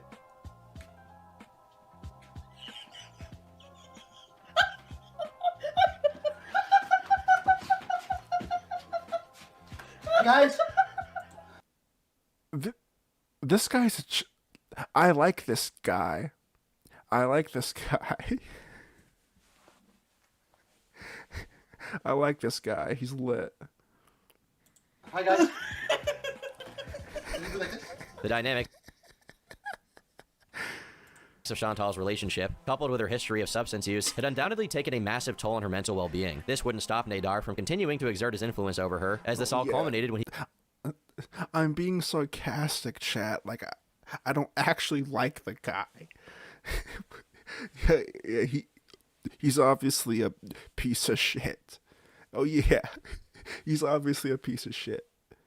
He convinced her to engage in oral sex with Dee at her condo on the night of March 26th into the 27th. It was during this threesome that Chantal finally came to the painful realization that he and Dee had been intimately involved throughout their entire relationship. The emotional turmoil resulting from this revelation spilled over into her subsequent trip to Cuba, which was sadly the day after her birthday. During her Cuban trip, Chantal's rage reached a boiling point, exacerbated by her excessive alcohol consumption. On her live stream, she openly discussed the disturbing details of that threesome, including graphic descriptions that left little to the imagination. Her vivid account included a description of Dee's physical attributes, likening them to the color and taste of sardines. Has anyone seen grape? Like, is that like a thing? Like, what is a grape? What is a grape? It's like sweaty balls. That's what it tastes. Her vagina tasted like sweaty balls. And you made me eat her out. I hope you're fucking happy. Once Chantal returned from Cuba, you can probably guess what happened next. Yes, that's correct. She again began seeing Nadar, but this time in a more low-key way. They began meeting at various hotels, with some instances where the accommodations were so peculiar that one may question whether they had stumbled upon a room with unconventional furniture, like a curious sex chair tucked away in the corner. Despite their efforts to keep their meetings discreet, a reaction channel dug deeper into the situation and went as far as calling a hotel where Nadar was seen streaming, confirming that Chantal was a registered guest at that hotel. Chantal didn't say anything for a bit, but by May 14th, she cracked and admitted it. not really surprising most. What did surprise a majority of people is what happened next. Dee and Nadar, who had been a consistent presence in Chantal's life by now, not only officially announced that Nadar was claiming Dee, but also that they were engaged in a BDSM relationship and Dee had signed a slave contract. Obviously, Chantal was furious. A what? A sex con... Are you... Okay. What? I'm reacting, huh? What? No way, huh? Wow. Poggers. What the fuck is happening? And over the next few months, a recurring theme in her content became her relentless obsession with his relationship. Regardless of the clear indication that Nadar and Dee were committed to each other, or I guess, more closely that Dee was committed to Nadar, Chantal found herself unable to break free from her fixation. It was almost as if she had created yet another miniature cycle. Throughout this period spanning several months, Chantal consistently reacted to and made jabs at the BDSM couple, frequently making videos where she asserted that she was done reacting to their content, only to later be caught still engaged in watching their videos, thus perpetuating the cycle. This would continue until miraculously, she broke it in October. After almost a year and a half of constant torment and obsession, things finally looked like they were changing in a new direction. October can be described as the dawn of a fresh new era for Chantal enthusiasts. An era that is yet to be corrupted by illicit substance use or domestic abuse. An era of peace and prosperity. An era of Islam. Starting in early fall, Chantal had once again begun e-dating and presumably had found a man already. A man that apparently was very easy to find because people found him almost immediately after they got a hint that she was talking to someone. His name was Salah, and he was a dashing Arabic man from Kuwait with a killer smile. This Salah... She really has a type. She really has a, what do I say? How do I put this? She likes chocolate. A guy must have been quite the charm because it didn't take long into the month for Chantal to spill the beans that she was making changes to her wardrobe to better align with his cultural background. On October 5th, she announced that she'd started wearing a hijab. This move stirred up some commotion among her viewers, mostly because it sounded like she was just doing it to impress this guy she was talking to. But fans were still curious about this new man, Salah, and a day later, Chantal delivered an explanation in a stream titled, "Meeting My New Syrian Love." In it, Salah was in chat and could be seen interacting with people. Chantal goes on to explain that she's developed a new plan for her future. Originally, before meeting Salah, she had planned on moving out into a new house with Pete's, but after getting swept off her feet by the word of Allah, things had changed. She now said that she would be visiting Salah in Kuwait, and depending how it went, she could potentially be moving in with him permanently. This sudden announcement sent a surge of people immediately to Pete's channel that he had created a year prior. Pete's had gained a reputation over the years to have a temper, and this case was no exception. Kuwait blocked. Hijab blocked. Let's throw in niqab. I'm getting fed up with that. I've been ignoring it all stream for a reason. F off of it. I'm straight up blocking Muslim. You know what? F this. Like, Christ, just... I'm blocking fucking Chantal. I'm blocking Chantal's name just because I'm so fucking fed up with people. Maybe don't announce that and just, like, you know, block those words and ignore it and wait for it to smooth over. It works every time. Wink. Just going on and on and on and on and on and fucking on. Holy hell, get the fuck over yourself. As the days sped by, things seemed to gain momentum, propelling Chantal forward at a breakneck pace. It had been just 1 month since she started a relationship with Salah, but it was around now that she decided she already wanted to marry him and share an apartment together in Kuwait. This rapid decision almost gave viewers whiplash, and everything was happening so fast barely anyone could keep up. This quick choice was mostly disliked among Chantal's audience, and many viewers felt it was an impulsive decision. But like most criticism Chantal had received over the years, yeah, well, yeah, that too, but it fell on deaf ears. People had also made predictions that this rapid marriage was Salah pressuring her, and that his true motive was to get a Canadian passport, but nothing thorough was proven as of yet. On November 2nd, Chantal was documenting her journey from Canada to Kuwait, as well as vlogging for the first time with Salah in person. Plenty of funny clips ensued, and it seems like Salah was a very blunt man when it came to what he thought needed to be done. Your diet. You forget? Yeah, I know. Well, You have to lose some weight. yeah, but we'll come up with a... No, guys, I really... Despite backlash from a portion of her audience, it seems like feeders enjoyed this change in location. Then again, it probably didn't matter where Chantal lived as long as she kept recording herself eating and burping on the daily. Hi, baby girl. Oh my goodness. Everything looks so good. I'm full and my mouth is still watering. What the heck is wrong with me? Lol, that warm bread looks so delicious, and you got me eating pickled vegetables with every meal. The hummus looked divine. The meat between the 2 pieces of thin bread looks so good. I'm glad you and Salah went out to eat and enjoyed yourself. It seems like now that I don't drink, I'm enjoying my food much more. Love you, Chantal. Chantal then gave a tour of their new apartment, and by January, she had already gotten married, as well as... I've seen this picture. Okay. I've seen this guy before. Like, I've seen him, like, I've seen him being posted, like, some places before. Officially converting to his... Okay. Yo, what's up, Fat? Okay. We are watching a Foodie Beauty documentary. We are at the very end of it. Islam. At the end of the month, Chantal had to go back to Canada to get her things and officially move out. But there were just two main problems, Pete's and her cat. Should I give my cat Snuggles? Sure, why not? But you gotta call it a slur while you're doing so, okay? Pete's was, in many ways, the simpler of the two challenges. Salah's strict stance during Chantal's return meant that they couldn't even share the same room, so this rule effectively sent Pete's out of the condo soon after. He now had financial constraints and a past filled with joblessness, yet actually found a way to make it work, securing a room in Cornwall, and eventually even managing to get another work-from-home job to sustain himself for the time being. Even after almost 20 years of dedication and loyalty to Chantal, Pete still got ejected from her life in the end, serving as a tragic lesson on the legacy of a simp. The larger and more emotionally charged issue for Chantal revolved around her cat, BBJ. The idea of euthanizing it had been brought up before in the past, but in the end, she couldn't bring herself to do it. Instead, she wanted to give away BBJ through a rehoming program. Hilariously, Wait. You don't mention the cat throughout the whole fucking video. You don't mention the cat at all. And then you wait at the very, very tail end of it to mention the cat abuse. Huh. Okay. enough, trolls somehow found a way to infiltrate this process. A popular Foodie Beauty commentary channel called French... How long are you planning on streaming? I'm gonna end stream in like 5 minutes. Fry Girl, or FFG. I wanna, you know, like I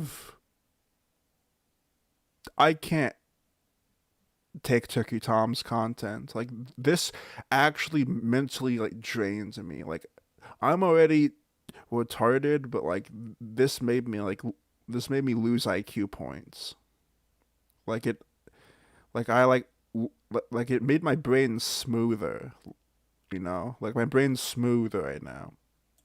Figured out where and what kind of program Chantal was giving away her cat in, so she had her brother claim the cat. I'm gonna miss you so much, but I'm gonna get updates all the time. Yeah, I'm gonna miss you. I love you so much. Aww. Bye. Have a good one. You too. Anyone want to know what happened when the door closed?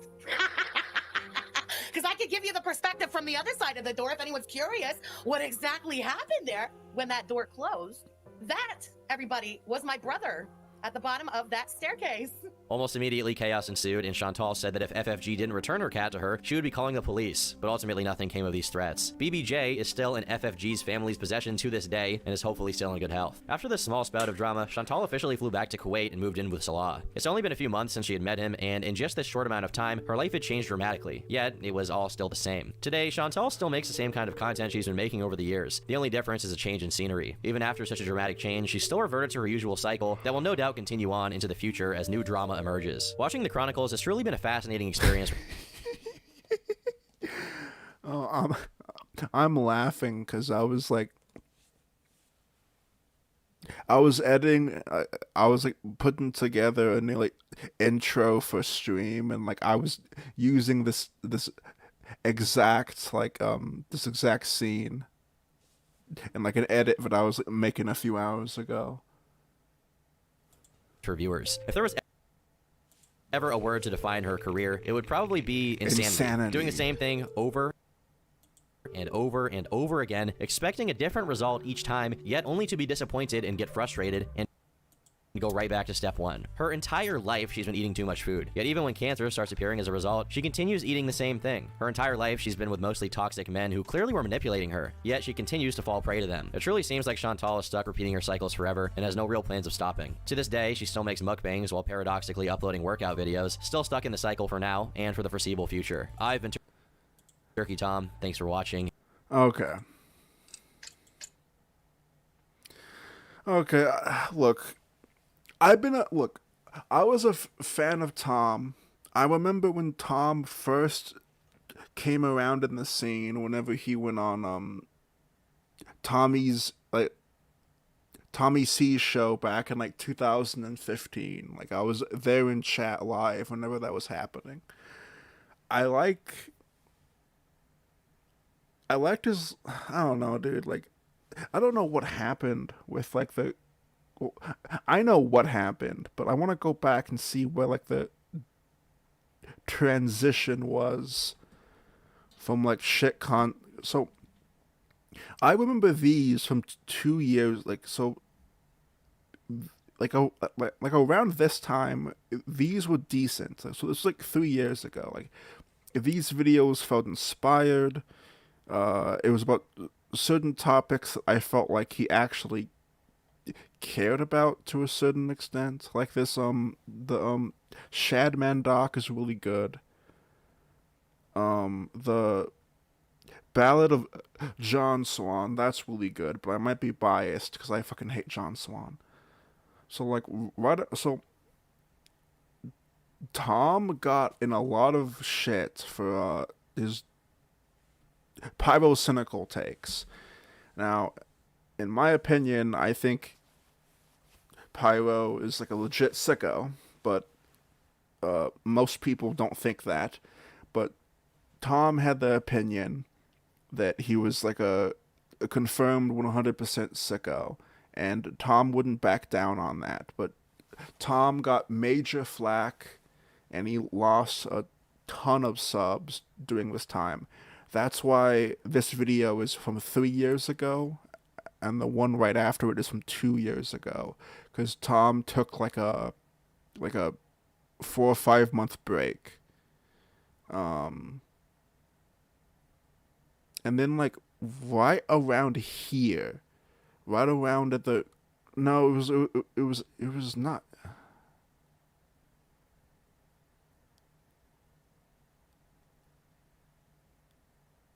It was right, okay, it was right around here whenever he started the whole trend of like the losers, creeps, and like pedos thing. Like, this has like 4 million and it's only like a 42-minute video.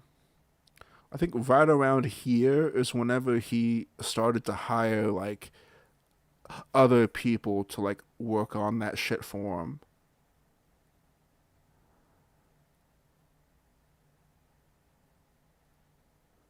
Does he even credit the people who do his work for him? No, he doesn't. He doesn't credit anything. Oh my fucking god. Just imagine a fucking like Tarman plush, chat, okay? Would you want a Tarman plush?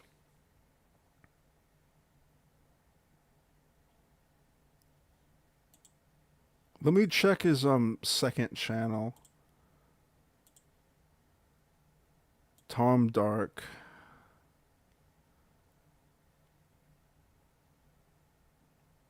Jesus Christ, dude.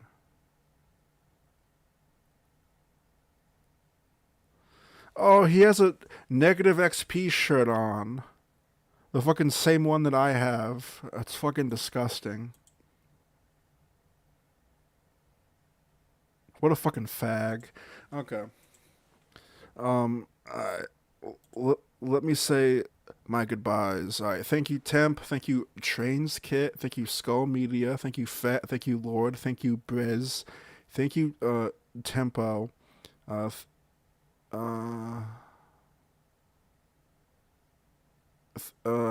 you Astrid, thank you Dogfish, thank you Hypnotoad, thank you Temp, thank you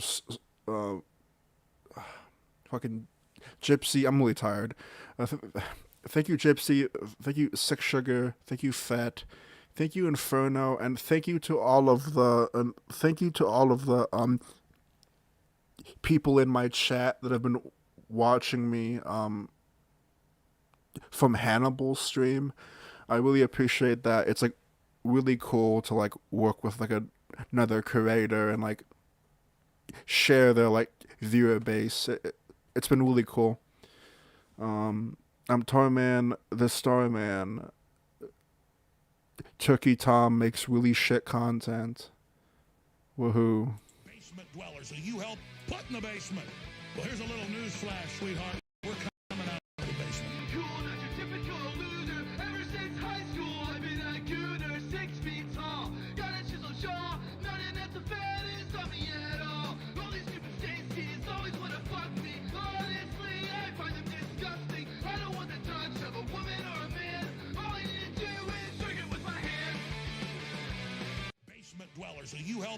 in the basement. Well, here's a little news flash, sweetheart. We're